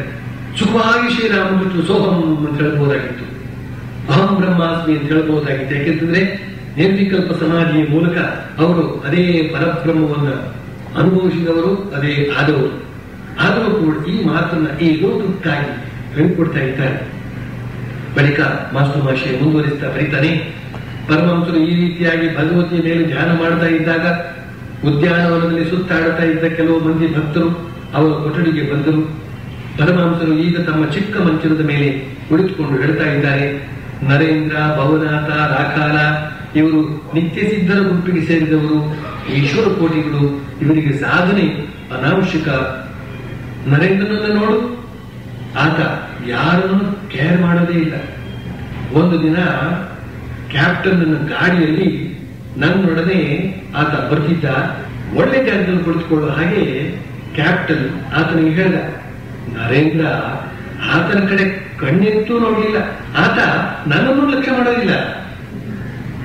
ನಾನು ಆತನನ್ನ ಎಲ್ಲರ ಮುಂದೆಯೂ ಹೊಗಳಿಬಿಡಬಹುದು ಅಂತ ಹೆದರಿ ತನಗೆ ಗೊತ್ತಿರೋದನ್ನೆಲ್ಲ ನನ್ನ ಎದುರಿಗೆ ಪ್ರದರ್ಶಿಸುವುದೇ ಇಲ್ಲ. ಆತ ಮಾಯಾಮೋಹಗಳಿಂದ ನಿವೃತ್ತನಾಗಿಬಿಟ್ಟಿದ್ದಾನೆ. ಆತನಿಗೆ ಯಾವ ಬಂಧನವೂ ಇಲ್ಲ. ಒಳ್ಳೆ ಪಾತ್ರೆ, ಅನೇಕ ಒಳ್ಳೆ ಗುಣಗಳಿವೆ. ಹಾಡುವುದರಲ್ಲಿ, ಬಾಜಿಸುವುದರಲ್ಲಿ ಒಳ್ಳೆ ನಿಪುಣ. ಜಿತೇಂದ್ರಿಯರೇ ಹೇಳ್ತಾನೆ, ವಿವಾಹ ಆಗೋದಿಲ್ಲ. ನರೇಂದ್ರ ಭವನಾಥ ಇವರಿಬ್ಬರು ಪರಮ ಸ್ನೇಹಿತರು, ಗಂಡ ಹೆಂಡಿರೋ ಎಂಬಂತೆ ಇದ್ದಾರೆ. ನರೇಂದ್ರ ಹಾಗಾದ್ರೆ ಇಲ್ಲಿಗೆ ಬರ್ತಿಲ್ಲ, ಅದು ಒಳ್ಳೇದೇ. ಅವನು ನನ್ನ ಕಣ್ಣಿಗೆ ಬಿದ್ದು ಬಿಟ್ರೆ ನಾನು ವಿರುದ್ಧನಾಗ್ಬಿಡ್ತೇನೆ ಅಂತ ಇಷ್ಟೊಂದು ಮಾತು ಹೇಳಿದ್ರು. ಬಹಳ ಸ್ವಾರಸ್ಯವಾಗಿದೆ ಈ ವಾಕ್ಯ ಪುಂಜಗಳು. ಮೊದಲನೇದಾಗಿ ಕೆಲವು ಭಕ್ತರು ಬಂದಾಗ ಅವರ ಮುಂದೆ ನರೇಂದ್ರ ಭವನಾಥ ರಾಖಾ ಇತ್ಯಾದಿಯವರಲ್ಲಿ ಯಾರು ಅಂತ ಅನ್ನೋದನ್ನ ಪರಿಚಯಿಸಿಕೊಡ್ತಾರೆ. ಇವರು ನಿತ್ಯ ಸಿದ್ಧರ ಗುಂಪಿಗೆ ಸೇರಿದವರು, ಈಶ್ವರ ಕೋಟಿಗಳು ಅಂತ ಹೇಳ್ತಾರೆ. ನಿತ್ಯ ಬದ್ಧ ಅಂತ ಒಂದು ಜಾತಿ ಇದ್ದಾರೆ, ನಿತ್ಯ ಬದ್ಧರು ಅವರೆಲ್ಲ. ನಿತ್ಯ ಸಿದ್ಧ ಅಂತ ಅದು ಅತ್ಯಂತ ಉನ್ನತ ಮಟ್ಟದ ಜನಾಂಗ. ಅದೇ ನರೇಂದ್ರ ಭವನಾಥ ಇತ್ಯಾದಿ, ರಾಖಾಲ ಇತ್ಯಾದಿ. ನಿತ್ಯ ಬದ್ಧರು ಅಂತಂದ್ರೆ ಆ ಬಂಧನ ಅಂತಕ್ಕಂಥದ್ದು ಅವರಿಗೆ ಅಷ್ಟು ಸವಿ, ಅದನ್ನು ಬಿಟ್ಟು ಹೋಗೋದಕ್ಕೆ ಅವರು ಇಷ್ಟಪಡದೇ ಇರುವಂತೆ. ಇನ್ನು ಮುಮುಕ್ಷು, ಮುಕ್ತ, ಸಿದ್ಧ, ಸಿದ್ಧರ ಸಿದ್ಧ ಇತ್ಯಾದಿ ಶಬ್ದಗಳನ್ನೆಲ್ಲ ಉಪಯೋಗಿಸ್ತಾರೆ. ಕ್ರಮಾಗತವಾಗಿ ಮನುಷ್ಯ ತನ್ನ ಮಾಯಾಭಾಷವನ್ನು ಕತ್ತರಿಸಿಕೊಂಡು ಪರಮಾತ್ಮ ಸ್ವರೂಪಿಯೇ ಆಗಬೇಕಾಗುತ್ತೆ. ಅದು ಕ್ರಮಾಗತವಾಗಿ ಆಗಬೇಕಾಗುತ್ತೆ, ಒಂದೇ ಸಲಕ್ಕೆ ಸಾಧ್ಯವಿಲ್ಲ. ಈ ನರೇಂದ್ರಾದಿಗಳು ಎಂದೆಂದಿಗೂ ಮುಕ್ತರಾಗಿ ಇದ್ದವರು, ಹೊಸದಾಗಿ ಮುಕ್ತಿಗಾಗಿ ಅವರು ಪ್ರಯತ್ನ ಮಾಡಬೇಕಾದ್ದೇನಿಲ್ಲ. ಆದರೂ ಅವರು ಸಾಧನೆ ಮಾಡ್ತಾರೆ. ಶ್ರೀರಾಮಕೃಷ್ಣರ ನಿರ್ದೇಶಿತನುಸಾರವಾಗಿ ಸಾಧನೆ ಮಾಡ್ತಾರೆ. ಅದು ಲೋಕಹಿತಕ್ಕಾಗಿ, ಸ್ವಹಿತಕ್ಕಾಗಿ ಅಲ್ಲವೇ ಇಲ್ಲ. ಈ ಈಶ್ವರ ಕೋಟಿಗಳು ಅಂತ ಹೇಳಿದ್ರೆ ಸ್ವಯಂ ಈಶ್ವರ ಸ್ವರೂಪರೇ, ಸ್ವಯಂ ಪರಮಾತ್ಮ ಸ್ವರೂಪರೇ ಅಂತ ಅರ್ಥ. ಒಬ್ಬನೇ ಪರಮಾತ್ಮ ಬಗೆ ಬಗೆಯಾಗಿ ರೂಪ ತಾಳಬಲ್ಲ. ಈ ಮನುಷ್ಯನು ಕೂಡ ನಿರಂತರ ಸಾಧನೆ, ಜನ್ಮ ಜನ್ಮಾಂತರಗಳ ಸಾಧನೆಯ ಮೂಲಕ ಆ ಈಶ್ವರ ಕೋಟಿಯ ಪಟ್ಟವನ್ನ ಮುಟ್ಟುತ್ತಾರೆ. ಆ ಪಟ್ಟವನ್ನು ಮುಟ್ಟಿದ ಮೇಲೆ ಭಗವಂತ ಅಂದ್ರೆ ಆ ಪರಬ್ರಹ್ಮ ವಸ್ತು ಅಂತ ಏನಿದೆಯೋ ಅದು ತನ್ನ ಇಚ್ಛೆಯಿಂದ ಈ ನಿತ್ಯ ಮುಕ್ತರನ್ನ, ಈ ಈಶ್ವರ ಕೋಟಿಗಳನ್ನ ಮತ್ತೊಮ್ಮೆ ಮತ್ತೊಮ್ಮೆ ಮತ್ತೆ ಮತ್ತೆ ಈ ಜಗತ್ತಿಗೆ ತನ್ನ ಕಾರ್ಯಕ್ಕಾಗಿ, ತನ್ನೊಂದಿಗೆ ಸಹಕರಿಸುವುದಕ್ಕಾಗಿ ಕರೆದುಕೊಂಡು ಬರುವಂತಹದ್ದು ಒಂದಿದೆ. ಹಾಗೆ ಕರೆದುಕೊಂಡು ಬಂದಾಗ ಅವರಿಗೆಲ್ಲ ಈ ಜಗತ್ತು ಏನೋ ಒಂದು ಬಗೆ ಕನಸಿನಂತೆ ಕಂಡು ಬರುತ್ತೆ. ಅವರಿಗೆ ಪರಮಾತ್ಮ ಒಬ್ಬನೇ ಸತ್ಯವಾಗಿ ಕಂಡು ಬರುತ್ತೆ. ಆದ್ರಿಂದ ಪಾಲಿನಿಂದಲೇನೇ ಅವರಲ್ಲಿ ತ್ಯಾಗ, ಅವರಲ್ಲಿ ಈಶ್ವರ ಸಾಕ್ಷಾತ್ಕಾರಕ್ಕಾಗಿ ವ್ಯಾಕುಲತೆ ಇಂಥವುಗಳೆಲ್ಲ ಕಂಡು ಬರುತ್ತವೆ. ಯಾಕೆ ಅವರಿಗೆ ಜಗತ್ತು ಸ್ವಪ್ನವತ್ತು ಕಂಡು ಬರುತ್ತೆ, ಪರಮಾತ್ಮೆ ಸತ್ಯವಾಗಿ ಕಂಡು ಬರುತ್ತೆ. ಆದರೆ ನಿತ್ಯ ಬದ್ಧರು ಅಂತ ಅವರಿದ್ದಾರಲ್ಲ, ಅವರಿಗೆ ಪರಮಾತ್ಮೆ ಇದ್ರೂ ಇರಬಹುದು, ಇರಿದ್ರೂ ಇರಬಹುದು, ಸ್ವಪ್ನವತ್ತು ಕಂಡು ಬರುತ್ತೆ. ಜಗತ್ತು ಖಂಡಿತವಾಗಿ ಇದೆ, ಏನು ಸಂಶಯವೇ ಇಲ್ಲ ಅವರಿಗೆ. ಈ ಒಂದು ವ್ಯತ್ಯಾಸವನ್ನ ಶ್ರೀರಾಮಕೃಷ್ಣ ಇವರ ಮೂಲಕ ಹೇಳ್ತಾ ಇದ್ದಾರೆ. ಇವರಿಗೆ ಸಾಧನೆ ಎಲ್ಲ ಅನಾವಶ್ಯಕ ಅಂತ ಹೇಳಿದ್ರು. ಮತ್ತೆ ನರೇಂದ್ರನ ವಿಷಯವಾಗಿ ವಿಶೇಷವಾಗಿ ಒಂದು ಪರಿಚಯವನ್ನು ಹೇಳ್ತಾರೆ. ಅವನು ನೋಡು, ಆತ ಯಾರನ್ನು ಕೇರ್ ಮಾಡೋದೇ ಇಲ್ಲ. ನೋಡಿ, ಇನ್ನೊಂದು ಶಬ್ದ ಉಪಯೋಗಿಸ್ಬಿಟ್ಟು, ಇಂಗ್ಲಿಷ್ ಶಬ್ದ. ಯಾರನ್ನು ಕೇರ್ ಮಾಡೋದೇ ಇಲ್ಲ. ಒಂದು ದಿನ ಕ್ಯಾಪ್ಟನ್ ಗಾಡಿಯಲ್ಲಿ ನನ್ನೊಡನೆ ಅವನು ಬರ್ತಾ ಇದ್ದ. ಒಳ್ಳೆ ಜಾಗದಲ್ಲಿ ಕುಳಿತುಕೊಳ್ಳುವ ಕ್ಯಾಪ್ಟನ್ ಅವನಿಗೆ ಹೇಳಿದ್ರೆ ಆತ ಅವನ ಕಡೆ ಕಣ್ಣೆತ್ತೂ ನೋಡಲಿಲ್ಲ. ಆತ ನನ್ನನ್ನು ರಕ್ಷಣೆ ಮಾಡೋದಿಲ್ಲ, ಯಾತಕ್ಕೆ ರಕ್ಷಣೆ ಮಾಡೋದಿಲ್ಲ ಅನ್ನೋದನ್ನು ಬೇರೆ ಹೇಳ್ತಾರೆ ಶ್ರೀರಾಮಕೃಷ್ಣ. ಅವನು ತನ್ನ ಪ್ರತಿಭೆಯನ್ನೆಲ್ಲ ತೋರಿಸಿಬಿಡ್ತು ಅಂತ ಹೇಳಿದ್ರೆ ಶ್ರೀರಾಮಕೃಷ್ಣ ಸ್ವಭಾವ ಏನು ಅಂತ ಹೇಳಿದ್ರೆ ಎಲ್ಲರಿಗೂ ಕೊಂಡಾಡು. ನೋಡಿ, ನರೇಂದ್ರ ಏನು ಸಹಸ್ರದ ಪದ್ಮ ಇದ್ದಾಗೆ, ಕೇಶವ ಸೇನಾದಿಗಳೆಲ್ಲ 10 ದಳದ ಪದ್ಮಗಳಿದ್ದಂತೆ ಅಂತ ಕೇಶವ ಸೇನಾದಿಗಳ ಮುಂದೆ ಹೇಳ್ಬಿಡ್ತಾರೆ ಶ್ರೀರಾಮಕೃಷ್ಣ. ಆ ಹುಡುಗನಿಗೆ ತುಂಬಾ ನಾಚಿಕೆ ಆಗುತ್ತಲ್ಲ, ಅದಕ್ಕೋಸ್ಕರ ಅವನು ತನ್ನ ಪ್ರತಿಭೆಯನ್ನೆಲ್ಲ ತೋರಿಸುವುದಿಲ್ಲ, ಆದ್ರೆ ಪೂರ್ತಿ ಪ್ರತಿಭೆ ಅಲ್ಲಿ ಇದೆ ಅಂತ ಅನ್ನೋದನ್ನ ಹೇಳ್ತಾರೆ. ಬಳಿಕ ಮಾಯಾಮೋಹದಿಂದ ನಿವೃತ್ತನಾಗಿದ್ದಾನೆ, ಮಾಯಾಮೋಹ ಯಾವುದೋ ಇವನನ್ನ ಹಿಡಿಲಾರದು ಅಂತ ಹೇಳ್ತಕ್ಕಂಥ ಮಾತನ್ನ ನಾವು ಶ್ರೀರಾಮಕೃಷ್ಣ ಬಾಯಿಂದ ಕೇಳ್ತೇವೆ. ಆತನಿಗೆ ಯಾವ ಬಂಧನವೂ ಇಲ್ಲ, ಒಳ್ಳೆ ಪಾತ್ರೆ ಅಂತ ಒಂದು ಮಾತು ಹೇಳ್ಬಿಟ್ಟು, ಪಾತ್ರೆ ಒಳ್ಳೆದಾಗಬೇಕು ಅಂದ್ರೆ ಹೊಸ ಪಾತ್ರೆ ಆಗಬೇಕು. ಈ ಮಾತನ್ನು ಶ್ರೀರಾಮಕೃಷ್ಣ ವಿಶೇಷವಾಗಿ ಉಪಯೋಗಿಸ್ತಾರೆ. ಹೊಸ ಮಡಿಕೆ, ಹಳೆ ಮಡಿಕೆ ಅಂತ.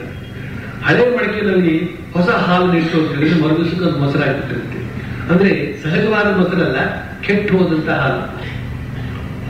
ಹೊಸ ಹಾಲು ಇರಬೇಕಾದ್ರೆ ಅದು ಹೊಸ ಪಾತ್ರೆಯೇ ಆಗಿರ್ಬೇಕು, ಇಲ್ಲದ್ರೆ ಕೆಟ್ಟು ಹೋಗುತ್ತೆ ಅಂತ ಅರ್ಥದಲ್ಲಿ ಒಳ್ಳೆ ಪಾತ್ರೆ ಅಂತ ಹೇಳ್ತಾರೆ. ಅನೇಕ ಒಳ್ಳೆ ಗುಣಗಳಿವೆ. ಹಾಡುವಲ್ಲಿ, ಭಾಷಿಸುವಲ್ಲಿ ಎಲ್ಲ ನಿಪುಣ. ಜಿತೇಂದ್ರಿಯ ಬೇರೆ ಅಂತ ಹೇಳಿದ್ರು. ಜಿತೇಂದ್ರಿಯ ಪಂಚ ಇಂದ್ರಿಯಗಳನ್ನು ಕೂಡ ತನ್ನ ಹತೋಟಿಗೆ ಇಟ್ಟವನು ಅಂತನ್ನೋದನ್ನ ಇವರು ಗುರುತಿಸಿದ್ದಾರೆ. ಅದು ಬಹಳ ಮುಖ್ಯವಾದಂತಹ ಮಾತು. ವೀರ ಸನ್ಯಾಸಿ ವಿವೇಕಾನಂದ ಅಂತ ಹೇಳ್ತಕ್ಕಂಥ ಒಂದು ಪುಸ್ತಕ ಇದೆ. ಅದರಲ್ಲಿ ನೀವು ಕಂಡಿರ್ಬೋದು. ನರೇಂದ್ರ ಇನ್ನು ಯುವಕನಾಗಿದ್ದಾಗ ಕಾಲೇಜು ವಿದ್ಯಾಭ್ಯಾಸ ಮಾಡ್ತಾ ಇದ್ದಂತಹ ಸಂದರ್ಭದಲ್ಲಿ ಮನೆಯಲ್ಲಿ ಓದೋದಕ್ಕೆ ಅವಕಾಶ ಇಲ್ಲ, ಗಲಾಟೆ ಅಂತ ಇದೆ ಅಂತ ಅಜ್ಜಿ ಮನೆ ಬಹಳ ಶಾಂತವಾಗಿದೆ ಅಂತ ಅಲ್ಲಿ ಹೋಗಿ ರಸ್ತೆ ಪಕ್ಕಕ್ಕೆ ಇರುವಂತಹ ಒಂದು ಕೋಣೆಯಲ್ಲಿ ಕುಳಿತು ಓದುತ್ತಾ ಇದ್ರೆ ಮಧ್ಯೆ ಅವನಿಗೆ ಬೇಸರವಾಗಿದ್ದಾಗ ಹಾಡ್ಕೊಳ್ತಾ ಇದ್ದ. ಆ ಕೋಣೆಗೆ ಎದುರಾಗಿ ಅಂದ್ರೆ ರಸ್ತೆಗೆ ಆ ಕಡೆ ಇನ್ನು ಒಂದಾನೊಂದು ದಿನ ಸಂಜೆ ಇವನು ಹಾಡ್ತಾ ಇದ್ರೆ ಅವಳು ಬಂದು ಎದುರುಗಡೆ ನಿಂತುಬಿಟ್ಟಿದ್ದಾಳೆ. ನರೇಂದ್ರ ಭಾವಪೂರಿತನಾಗಿ ಹಾಡ್ತಾ ಇದ್ದವನು ನಿಲ್ಲಿಸಿದ ಮೇಲೆ ನೋಡ್ತಾನೆ, ಇವಳು ನಿಂತು ಬಿಟ್ಟಿದ್ದಾಳೆ ಎದುರುಗಡೆ. ಅವಳನ್ನು ನೋಡಿದ್ರೆ ಅವಳ ದೃಷ್ಟಿಯಲ್ಲಿ ಒಂದು ಬಗೆಯ ಆಹ್ವಾನ ಇತ್ತು. ನನ್ನನ್ನು ಬೇಕಾದ್ರೆ ಉಪಯೋಗಿಸ್ಕೋಬಹುದು ಅಂತನ್ನೋ ಹಾಗೆ. ನರೇಂದ್ರ ಒಳ್ಳೆ ಕಟ್ಟುಮಸ್ತಾದಂತಹ ಯುವಕ, ಸುಂದರವಾದಂತಹ ಕಂಠ, ಸುಂದರವಾದಂತಹ ಮುಖಗಮನ, ಇವುಗಳನ್ನೆಲ್ಲ ಕಂಡು ಸಂಪೂರ್ಣ ಅವಳು ಮಾರು ಹೋಗಿದ್ದು, ಒಪ್ಪಿಸಿಕೊಂಡು ಬಿಟ್ಟಿದ್ದು. ನರೇಂದ್ರನ ಜವಾಬ್ದಾರಿ ಈಗ ಏನು ಮಾಡೋದು? ಸಂಜೆ ಹೊತ್ತು ಏಕಾಂತ, ಯಾರು ನೋಡುವುದಿಲ್ಲ. ಈಗಿನ ಕಾಲ ಯುವಕರು ಕೇಳಿ ನೋಡಿ ಏನ್ ಮಾಡ್ಯಾರು ತಾವಾಗಿದ್ರೆ ಅಂತ. ನರೇಂದ್ರ ಸಾಷ್ಟಾಂಗ ಪ್ರಣಾಮ ಮಾಡಿ ತಾಯಿ ಅಂತ ಹತ್ಕೊಂಡ್ಬಿಡ್ತಾರೆ. ಅವ್ರು ನಾಚಿಕೆ ಆಗಿ ಹೊರಟೋಗ್ಬಿಡ್ತಾರೆ. ಇಂಥ ಒಂದು ಅದ್ಭುತವಾದಂತಹ ಸನ್ನಿವೇಶಗಳು ಆ ನರೇಂದ್ರ ಅವಸ್ಥೆಯಲ್ಲಿ, ವಿವೇಕಾನಂದರ ಆದಂತಹ ಅವಸ್ಥೆಯಲ್ಲಿ ಹಲವಾರು ಸಲ ನಡೆದವು. ಪ್ರತಿ ಸಲವೂ ಕೂಡ ಸ್ವಾಮಿ ವಿವೇಕಾನಂದರು ಆ ಒಂದು ವಿಷಮ ಪರಿಸ್ಥಿತಿಯಿಂದ ಅಗ್ನಿ ಪರೀಕ್ಷೆಯಲ್ಲಿ ಪಾಸ್ ಆಗಿ ಬರ್ತಾರೆ. ಆದ್ರಿಂದ ಶ್ರೀರಾಮಕೃಷ್ಣ ಹೇಳ್ತಾ ಇದ್ದಾರೆ, ಜಿತೇಂದ್ರಿಯರಿಂದ ಅಂತ.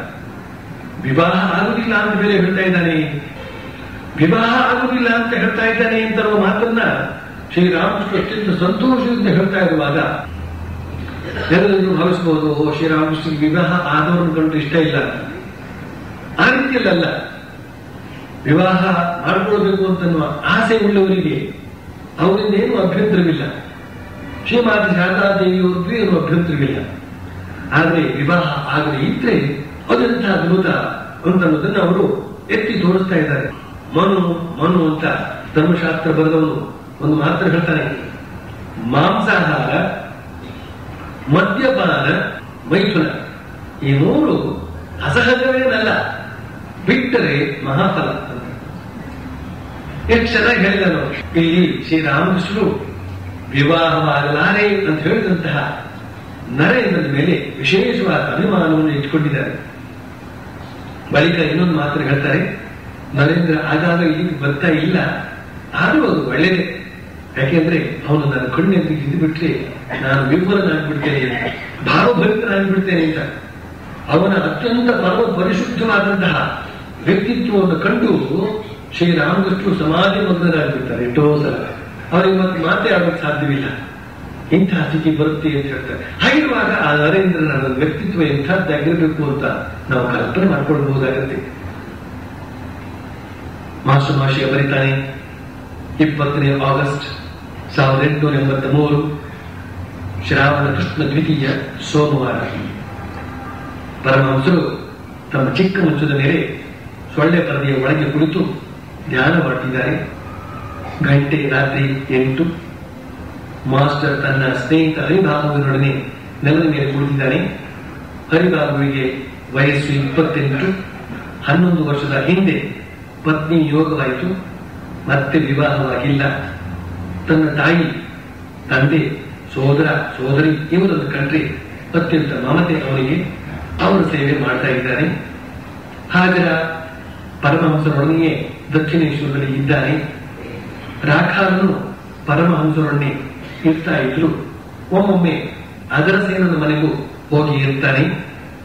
ನರೇಂದ್ರ, ಭವನಾಥ, ಮಾಸ್ಟರ್, ಅಗರಸೇನ, ರಾಮ, ಮನಮೋಹನ ಮತ್ತು ಇನ್ನೂ ಕೆಲವರು ವಾರಕ್ಕೊಮ್ಮೆಯಾದರೂ ಬಂದು ಹೋಗ್ತಾ ಇದ್ದಾರೆ. ಪರಮಹಂಸರ ಸೋದರಳಿಯ ಹೃದಯರಾಮ ಇನ್ನು ಊರಿನಲ್ಲೇ ಕಾಯಿಲೆ ಮಲಗಿದ್ದಾನೆ. ಪರಮಹಂಸರು ಆತನ ಸಂಬಂಧವಾಗಿ ಬಹಳವಾಗಿ ಚಿಂತಿಸಿದ್ದಾರೆ.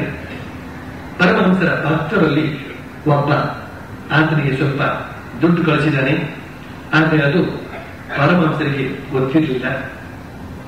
ಪರಮಹಂಸರು ಸೊಳ್ಳೆ ಪರದೆಯಿಂದ ಹೊರಕ್ಕೆ ಬಂದೊಡನೆಯೇ ಭಕ್ತರೆಲ್ಲರೂ ಅವರಿಗೆ ಪ್ರಣಾಮ ಮಾಡಿದರು. ಸೊಳ್ಳೆ ಪರದೆಯನ್ನ ಮೇಲಕ್ಕೆ ಕಟ್ಟಿದ ಮೇಲೆ ಪರಮಹಂಸರು ಮತ್ತೆ ತಮ್ಮ ಚಿಕ್ಕ ಮಂಚದ ಮೇಲೆ ಕುಳಿತುಕೊಂಡಿದ್ದಾರೆ.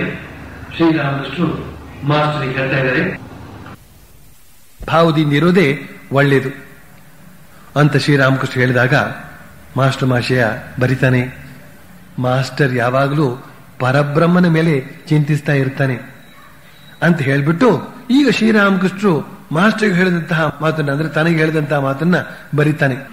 ಬ್ರಹ್ಮ ಆಕಾಶದ ಹಾಗೆ, ಆತನಲ್ಲಿ ಯಾವ ವಿಕಾರವೂ ಇಲ್ಲ. ಆದರೆ ಶಕ್ತಿಯ ದೆಸೆಯಿಂದ ಆತ ನಾನಾ ರೂಪ ಧರಿಸಿದ್ದಾನೆ. ಮತ್ತೆ ಬ್ರಹ್ಮ ಯಾವ ಬಣ್ಣವೂ ಇಲ್ಲದ ಬೆಂಕಿ ಹಾಗೆ. ಬೆಂಕಿಗೆ ಬಿಳಿಯ ಬಣ್ಣದ ವಸ್ತುವನ್ನು ಹಾಕಿದ್ರೆ ಬೆಳ್ಳಿಗೆ, ಕೆಂಪು ಬಣ್ಣದ ಹಾಕಿದ್ರೆ ಕೆಂಪಗೆ, ಕಪ್ಪು ಬಣ್ಣದ ವಸ್ತುವನ್ನು ಹಾಕಿದ್ರೆ ಕಪ್ಪಗೆ ಕಾಣಿಸಿಕೊಳ್ಳುತ್ತೆ. ಸತ್ವ, ರಜಸ್ಸು, ತಮಸ್ಸು ಈ ಮೂರು ಗುಣಗಳು ಶಕ್ತಿಗೆ ಸೇರಿದವುಗಳು. ಬ್ರಹ್ಮ ಇವು ಮೂರಕ್ಕೂ ಅತೀತ. ಆತ ಏನು ಅಂತನ್ನೋದನ್ನ ಮಾತಿನಿಂದ ಹೇಳೋದಕ್ಕೆ ಸಾಧ್ಯವಿಲ್ಲ. ಆತ ವಾಕ್ಯಗಳಿಗೆ ಅತೀತ. ನೇತಿ ನೇತಿ, ಇದಲ್ಲ ಇದಲ್ಲ ಅಂತ ವಿಚಾರ ಮಾಡಿ ಕೊನೆಗೆ ಏನು ಉಳಿದುಕೊಳ್ಳುತ್ತೋ ಮತ್ಯಾವುದು ಆನಂದ ಸ್ವರೂಪವೋ ಅದೇ ಪರಬ್ರಹ್ಮ. ಒಬ್ಬ ಹುಡುಗಿಯ ಗಂಡ, ಶ್ರೀರಾಮಕೃಷ್ಣ ಹೇಳು ಮಾತಿದೋ, ನಾನು ಸ್ವರ ಬದಲಾಯಿಸಿದ ಕೂಡ ನಾನು ಹೇಳ್ತಾ ಇದ್ದೀನಿ ಅಂತ ತಿಳ್ಕೊಬಿಡಿ. ಒಬ್ಬ ಹುಡುಗಿಯ ಗಂಡ ಮಾವನ ಮನೆಗೆ ಬಂದು ಬೈಠಕ್ಖಾನಿಯಲ್ಲಿ ತನ್ನ ಸಮವಯಸ್ಕ ಗೆಳೆಯರೊಡನೆ ಕುಳಿತಿದ್ದಾನೆ ಅಂತ ಇಟ್ಕೋ. ಹುಡುಗಿ ಕೂಡ ಆಕೆಯ ಗೆಳತಿಯರ ಜೊತೆಗೆ ಕಿಟಕಿಯಿಂದ ಅವ್ರ ಕಡೆಗೆ ನೋಡ್ತಾ ಇದ್ದಾರೆ ಅಂತ ಇಟ್ಕೋ. ಆ ಹುಡುಗಿಯ ಗೆಳತಿಯರಿಗೆ ಅಲ್ಲಿ ಕುಳಿತವರಲ್ಲಿ ಆಕೆಯ ಪತಿ ಯಾರು ಅನ್ನೋದು ಗೊತ್ತಿಲ್ಲ. ಆದ್ರಿಂದ ಅವರು ಒಬ್ಬನನ್ನು ತೋರಿಸಿ ಆಕೆಯನ್ನು ಕೇಳ್ತಾರೆ, ಆತ ನಿನ್ನ ಪತಿಯೇ? ಆಕೆ ನಗುತ್ತಾ ಹೇಳ್ತಾಳೆ, ಅಲ್ಲ. ಗೆಳತಿಯರು ಇನ್ನೊಬ್ಬನನ್ನು ತೋರಿಸಿ ಅದೇ ಪ್ರಶ್ನೆಯನ್ನು ಹಾಕ್ತಾರೆ. ಮತ್ತೆ ಆಕೆ ಹೇಳ್ತಾಳೆ, ಅಲ್ಲ. ಅವರು ಮೂರನೆಯವನನ್ನು ತೋರಿಸಿದಾಗಲೂ ಕೂಡ ಅವರಿಗೆ ಅದೇ ಉತ್ತರ ಕೊಡ್ತಾಳೆ. ಕೊನೆಗೆ ಆಕೆಯ ಪತಿಯನ್ನು ತೋರಿಸಿ ಕೇಳ್ತಾರೆ, ಆತ ನಿನ್ನ ಪತಿಯೇ ಅಂತ. ಆಗ ಆಕೆ ಹೌದು ಅಂತಲೂ ಹೇಳೋದಿಲ್ಲ, ಅಲ್ಲ ಅಂತಲೂ ಹೇಳೋದಿಲ್ಲ, ನಸುನಗೆ ನಕ್ಕು ಸುಮ್ಮನಿದ್ದು ಬಿಡ್ತಾಳೆ. ಆಗ ಗೆಳತಿಯರಿಗೆ ಗೊತ್ತಾಗುತ್ತೆ ಆತನೇ ಆಕೆಯ ಪತಿ ಅಂತ. ಇದೆಲ್ಲ ಈಗ ಈ ಉದಾಹರಣೆ ನಡೆಯೋದಿಲ್ಲ.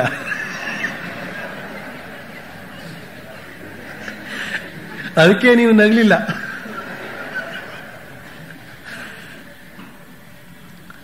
ಈಗಿನ ಕಾಲದ ಹುಡುಗಿರು ಅವನು ನಿಮ್ಮ ಪತಿ ಅಂತ ಕೇಳಿದ್ರೆ ಅವನಲ್ಲ ಕಣೆ, ಇವನು ಇಲ್ಲಿ ಕೂತಿದಾನಲ್ಲ.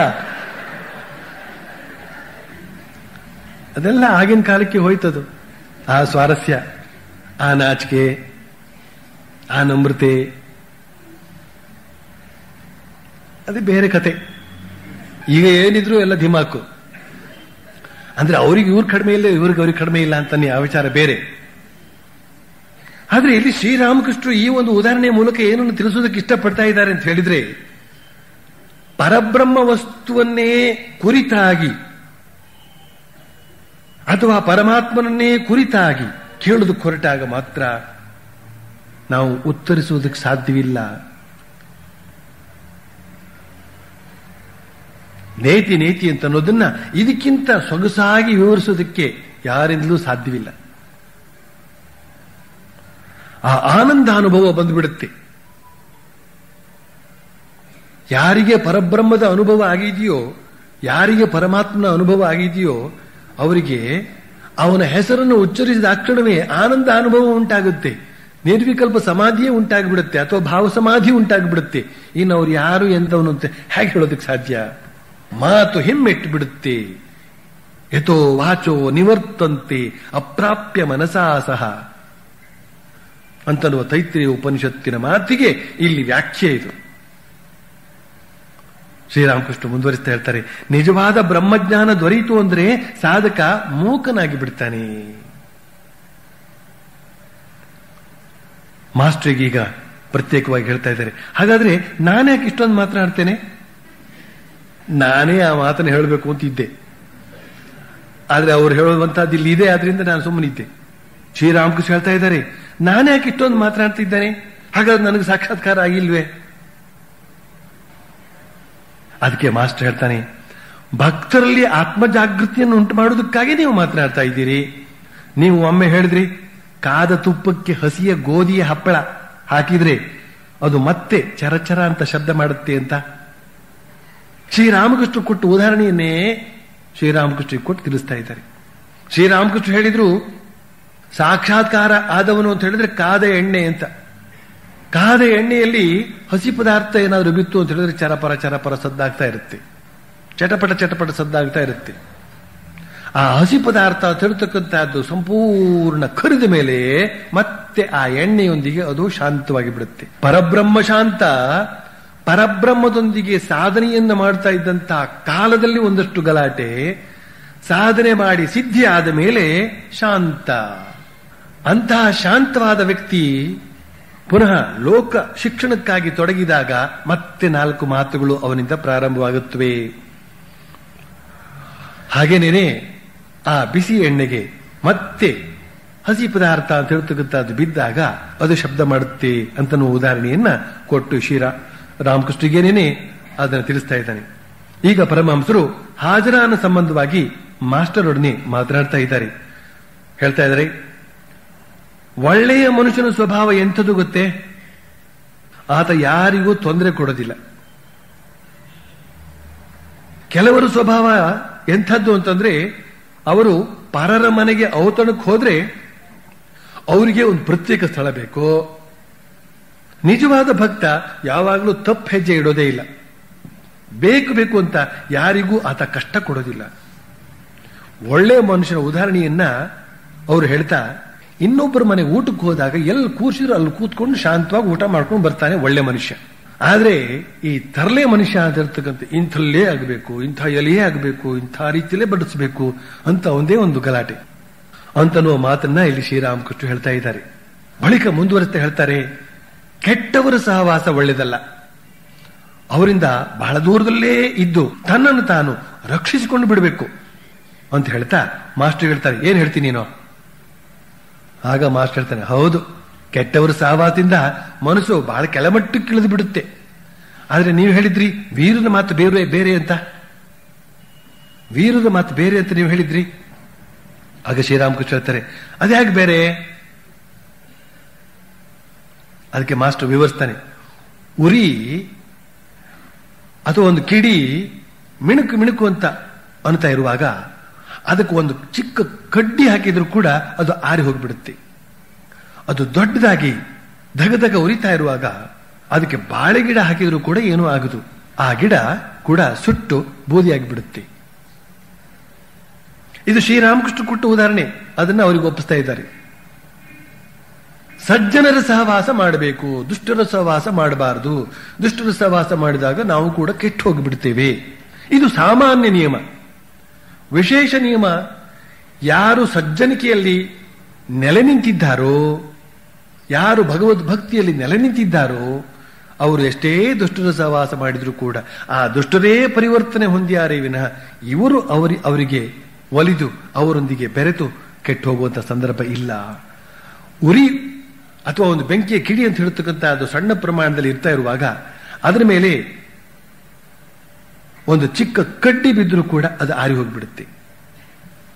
ಆದರೆ ಅದನ್ನ ಬಲಗೊಳಿಸಬೇಕು. ಅದರ ಮೇಲೆ ಮೊದಲು ಸ್ವಲ್ಪ ಹತ್ತಿ ಇಡಬೇಕು. ಆಮೇಲೆ ಅದ್ರ ಮೇಲೆ ಒಂದು ಸ್ವಲ್ಪ ಜುಂಗು ಹಾಕಬೇಕು. ಆಮೇಲೆ ಅದ್ರ ಮೇಲೆ ಸಣ್ಣ ಸಣ್ಣ ಕಡ್ಡಿಗಳನ್ನು ಹಾಕಬೇಕು, ಉರಿತಾ ಇರುತ್ತೆ. ಆಮೇಲೆ ಸ್ವಲ್ಪ ದೊಡ್ಡ ದೊಡ್ಡ ಕಟ್ಟಿಗಳನ್ನು ಹಾಕಬೇಕು. ಆಮೇಲೆ ದೊಡ್ಡ ದೊಡ್ಡ ತೊಲೆಗಳನ್ನು ಹಾಕಿ ಉರಿಸಬಹುದು. ಹಾಗೆ ಧಗಧಗಿಸ ಉರಿತಾ ಇರುವಾಗ ಬಾಳೆ ದಿಂಡನ್ನು ಕೂಡ ಹಾಕಿದ್ರೂ ಕೂಡ ಅದೇನು ಆರಿ ಹೋಗೋದಿಲ್ಲ, ಬದಲಾಗಿ ಆ ಬಾಳೆ ದಿಂಡನ್ನು ಕೂಡ ಸುಟ್ಟು ಬಿಡುತ್ತೆ ಅಂತನ್ನುವ ಉದಾಹರಣೆಯನ್ನು ಕೊಡ್ತಾರೆ ಶ್ರೀರಾಮಕೃಷ್ಣರು. ಅಂದ್ರೆ ಪ್ರಾರಂಭದಲ್ಲಿ ರಕ್ಷಣೆ ಬೇಕು, ಆಮೇಲೆ ಅವನೇ ಬಾಕಿ ಉಳಿದವರಿಗೆ ರಕ್ಷಣೆ ಕೊಡುವ ಸಮರ್ಥನಾಗ್ತಾನೆ. ಈಗ ಪರಮಹಂಸರು ಮಾಸ್ಟರ್ನ ಆತನ ಸ್ನೇಹಿತ ಹರಿಬಾಬುವಿನ ಸಂಬಂಧವಾಗಿ ಕೇಳ್ತಾ ಇದ್ದಾರೆ. ಮಾಸ್ಟರ್ ಹೇಳ್ತಾ ಇದ್ದಾನೆ, ಈತ ನಿಮ್ಮ ದರ್ಶನ ಮಾಡೋದಕ್ಕೋಸ್ಕರ ಬಂದಿದ್ದಾನೆ. ಈತನಿಗೆ ಪತ್ನಿ ನಿಯೋಗವಾಗಿ ಬಹಳ ಕಾಲವೇ ಆಗಿಬಿಟ್ಟಿದೆ. ಬಾಲ ವಿಧುವೆಯರಿದ್ದಾಗೆ ಇವನು ಬಾಲ ವಿದುರ. 17 ವರ್ಷಕ್ಕೆ ಮೊದಲೇನೇ ಮದುವೆ ಆಗಿಬಿಟ್ಟಿತ್ತು. 17 ವರ್ಷಕ್ಕೆ ಹೆಂಡತಿ ಸತ್ತು ಹೋಗ್ಬಿಟ್ಟು ಅಲ್ಲಿಂದ ಇವನು ಸುಮ್ಮನೆ ತಣ್ಣಗಿದ್ದಾನೆ. ಶ್ರೀರಾಮಕೃಷ್ಣರು ಹರಿಗೆ ಹೇಳ್ತಾ ಇದ್ದಾರೆ, ಹರಿಗೆ ಅಂತಂದ್ರೆ ಆ ವ್ಯಕ್ತಿ ಯಾರನ್ನ ಇವ್ರು ನೋಡಕ್ ಬಂದಿದ್ದಾನೋ ಆತನಿಗೆ, ನೀನೇನ್ ಕೆಲಸ ಮಾಡ್ತಾ ಇದ್ದೀಯಾ? ಆಗ ಮಾಸ್ಟರ್ ಹೇಳ್ತಾನೆ, ನಿರ್ದಿಷ್ಟವಾದ ಕೆಲಸ ಅಂತೇನೂ ಇಲ್ಲ, ಆದ್ರೆ ಮನೆಯಲ್ಲಿ ಸೋದರ ಸೋದರಿ ತಂದೆ ತಾಯಿ ಇವ್ರ ಸೇವೆಯನ್ನ ಬಹಳ ಚೆನ್ನಾಗಿ ಮಾಡ್ತಾ ಇದ್ದಾನೆ. ಆಗ ಶ್ರೀರಾಮಕೃಷ್ಣ ಮುಗುಳು ನಗ್ತಾ ಹೇಳ್ತಾರೆ, ಇದ್ಯಾಕೆ ಹೀಗೆ? ನೀನು ಒಳ್ಳೆ ಕುಂಬಳಕಾಯಿ ಹೊಡೆಯುವ ಮನೆಯ ಮುದುಕಪ್ಪನಾಗ್ಬಿಟ್ಟಿಯಲ್ಲ, ನೀನು ಸಂಸಾರಿಯೂ ಅಲ್ಲ, ಭಗವದ್ಭಕ್ತನಿಗೆ ಭಗವದ್ಭಕ್ತನೂ ಅಲ್ಲ, ಹೀಗಾಗ್ಬಿಟ್ಟಿದೆಯಲ್ಲ, ಇದು ಒಳ್ಳೇದಲ್ಲ. ಯಾವ ಕೆಲಸ ಕಾರ್ಯವೂ ಇಲ್ಲದೆ ಮನೆಯ ಹೊರಜಗಲಿಯಲ್ಲಿ ಗುಡುಗುಡಿ ಸೇದುತ್ತಾ, ಅಂದ್ರೆ ಬೀಡಿ ಸೇದ್ತಾ, ಇಲ್ಲೆಲ್ಲಿ ಗುಡುಗುಡಿ ಸಿಕ್ಕುತ್ತೆ, ಬೀಡಿ ಸೇದ್ತಾ ಹಗಲಿರುಳಿ ಅನ್ನದೆ ಮಕ್ಕಳೊಡನೆ ಆಟವಾಡ್ತಾ ಬರಿದೆ ಕಾಲ ಕಳೆಯುವ ಮನುಷ್ಯನನ್ನ ನೀನು ಅನೇಕ ಮನೆಗಳಲ್ಲಿ ನೋಡಿರಬಹುದು. ಆತ ಅಪರೂಪಕ್ಕೆ ಒಳಕ್ಕೆ ಹೋಗಿ ಕುಂಬಳಕಾಯಿ ಒಡೆದು ಕೊಟ್ಟು ಬರ್ತಾನೆ. ಯಾಕೆಂದ್ರೆ ಹೆಂಗಸರು ಕುಂಬಳಕಾಯಿ ಒಡಿ ಕೂಡುದು, ಆದ್ರಿಂದ ಅವರು ಮಕ್ಕಳ ಮೂಲಕ ಆತನನ್ನ ಕರೆಸಿಕೊಂಡು ಆ ಕೆಲಸವನ್ನು ಮಾಡಿಸಿಕೊಳ್ತಾರೆ. ಆತನ ಉಪಯೋಗ ಅದಷ್ಟು ಕೆಲಸ ಮಾತ್ರ. ಆದ್ರಿಂದ ಆತನಿಗೆ ಅಡ್ಡ ಹೆಸರು ಬಂದಿದೆ, ಕುಂಬಳಕಾಯಿ ಹೊಡೆಯುವ ಮುದುಕಪ್ಪ ಅಂತ. ನೀನು ಅಂಥವನಾಗ್ಬಿಟ್ಟಿದ್ಯಲ್ಲೋ. ಎಂಥ ಮಾತು ನೋಡಿ, ಆಲೋಚನೆ ಮಾಡಬೇಕಾದ ಮಾತಿದು. ಯಾವಾಗ ಮದುವೆ ಅಂತ ಹೇಳ್ತಕ್ಕಂತಹದ್ದು ಒಬ್ಬ ಮನುಷ್ಯನಿಗೆ ಇಲ್ಲವೋ, ಅಥವಾ ಹೆಂಡತಿ ಮಕ್ಕಳ ತಾಪತ್ರೆಯ ಅಂತ ಹೇಳ್ತಕ್ಕಂಥದ್ದು ಯಾರಿಗೂ ಇಲ್ಲವೋ, ಅವನೇನಾದ್ರೂ ಮನೆಯವರ ಬಿಟ್ಟು ಚಾಕರಿ ಮಾಡ್ತಾ ಕುಳಿತಿದ್ದಾನೆ ಅಂತ ಹೇಳಿದ್ರೆ ಅದನ್ನು ಸೇವೆ ಅಂತನ್ನುವ ದೃಷ್ಟಿಯಿಂದ ಶ್ರೀರಾಮಕೃಷ್ಣ ಒಪ್ಪಿಕೊಳ್ಳೋಕೆ ಸಿದ್ಧರಿಲ್ಲ. ಅವನೇನಾದ್ರೂ ಒಬ್ಬ ಸಾರ್ಥಕ ಜೀವನವನ್ನು ನಡೆಸ್ತಾ ಇದ್ದಾನೆ ಅಂತಾಗಬೇಕಾದ್ರೆ ಅವನು ಭಗವತ್ ಸ್ಮರಣೆ ಮಾಡಬೇಕು, ಸತ್ಕಾರ್ಯ ನಿರತನಾಗಬೇಕು, ಬಹುಜನ ಹಿತಾಯ ಬಹುಜನ ಸುಖಾಯ ಅವನು ಕಾರ್ಯಮಗ್ನನಾಗಿರಬೇಕು, ಅವನು ಊರ್ಧ್ವರೀತಸ್ಯ ಆಗುವ ಕಡೆಗೆ ಪ್ರಯತ್ನ ಮಾಡಬೇಕು, ತನ್ನ ಜೀವನವನ್ನು ಆಧ್ಯಾತ್ಮಿಕವಾಗಿ ಸಾರ್ಥಕಗೊಳಿಸಿಕೊಳ್ಳಬೇಕು. ಹೀಗಿದ್ರೆ ಮಾತ್ರ ಅವನ ಜೀವನ ಧನ್ಯವಾಗುತ್ತೆ ಅಂತನ್ನುವ ಅರ್ಥದಲ್ಲಿ ಆತನಿಗೆ ನೇರವಾಗಿ ಮೊದಲ ಸಲಕ್ಕೆ ಬುದ್ಧಿಯನ್ನ ಹೇಳ್ತಾರೆ. ನೀನು ಇದನ್ನೂ ಮಾಡಬೇಕು ಅದನ್ನೂ ಮಾಡಬೇಕು. ಬಳಿಕ ಅವರಿಗೆ ಬುದ್ಧಿ ಹೇಳ್ತಾರೆ, ಭಗವಂತನ ಪಾದಪದ್ಮಗಳಲ್ಲಿ ಮನಸ್ಸನ್ನಿಟ್ಟು ಸಾಂಸಾರಿಕ ಕೆಲಸ ಕಾರ್ಯಗಳನ್ನು ಮಾಡು. ನೀನು ಏಕಾಂತದಲ್ಲಿರುವಾಗ ಶ್ರೀಮದ್ ಭಾಗವತ, ಶ್ರೀ ಚೈತನ್ಯ ಚರಿತಾಮೃತ ಇವೇ ಮೊದಲಾದ ಭಕ್ತಿ ಶಾಸ್ತ್ರಗಳನ್ನ ಚೆನ್ನಾಗಿ ಓದು. ಸಾಂಸಾರಿಕ ಕೆಲಸ ಕಾರ್ಯಗಳನ್ನು ಮಾಡುವುದರೊಳಗೆ ಏನು ದೋಷವಿಲ್ಲ, ಆದ್ರೆ ಅಷ್ಟರೊಳಗೆ ಸೀಮಿತವಾಗಬಾರದು. ಶ್ರೀಮದ್ ಭಾಗವತ ಓದು, ಭಗವದ್ಗೀತೆ ಓದು ಅಂತನ್ನುವ ಮಾತನ್ನು ಹೇಳಿ ತನ್ನ ಮೂಲಕ ಭಗವದ್ ಭಕ್ತಿಯನ್ನು ಜಾಗೃತಗೊಳಿಸಿಕೊಳ್ಳಬೇಕು. ಅದೇ ಸಾರವತ್ತಾದದ್ದು. ಬಿಟ್ಟಿ ಚಾಕ್ರಿ ಅಂತ ಹೇಳ್ತಕ್ಕಂಥದ್ರಲ್ಲಿ ಏನು ಸಾರ ಇಲ್ಲ ಅಂತನೂ ಮಾತನ್ನು ಹೇಳ್ತಾರೆ. ಬಳಿಕ ಮಾಸ್ಟರ್ ಮಾಷಿಯ ಬರಿತಾನೆ, ಗಂಟೆ ರಾತ್ರಿ 10 ಪರಮಹಂಸರು ಸ್ವಲ್ಪ ರವೆ ಪಾಯಸ ಹಾಗೂ 1-2 ಪುರಿ ಅದನ್ನು ಮಾತ್ರ ತೆಗೆದುಕೊಂಡ್ರು.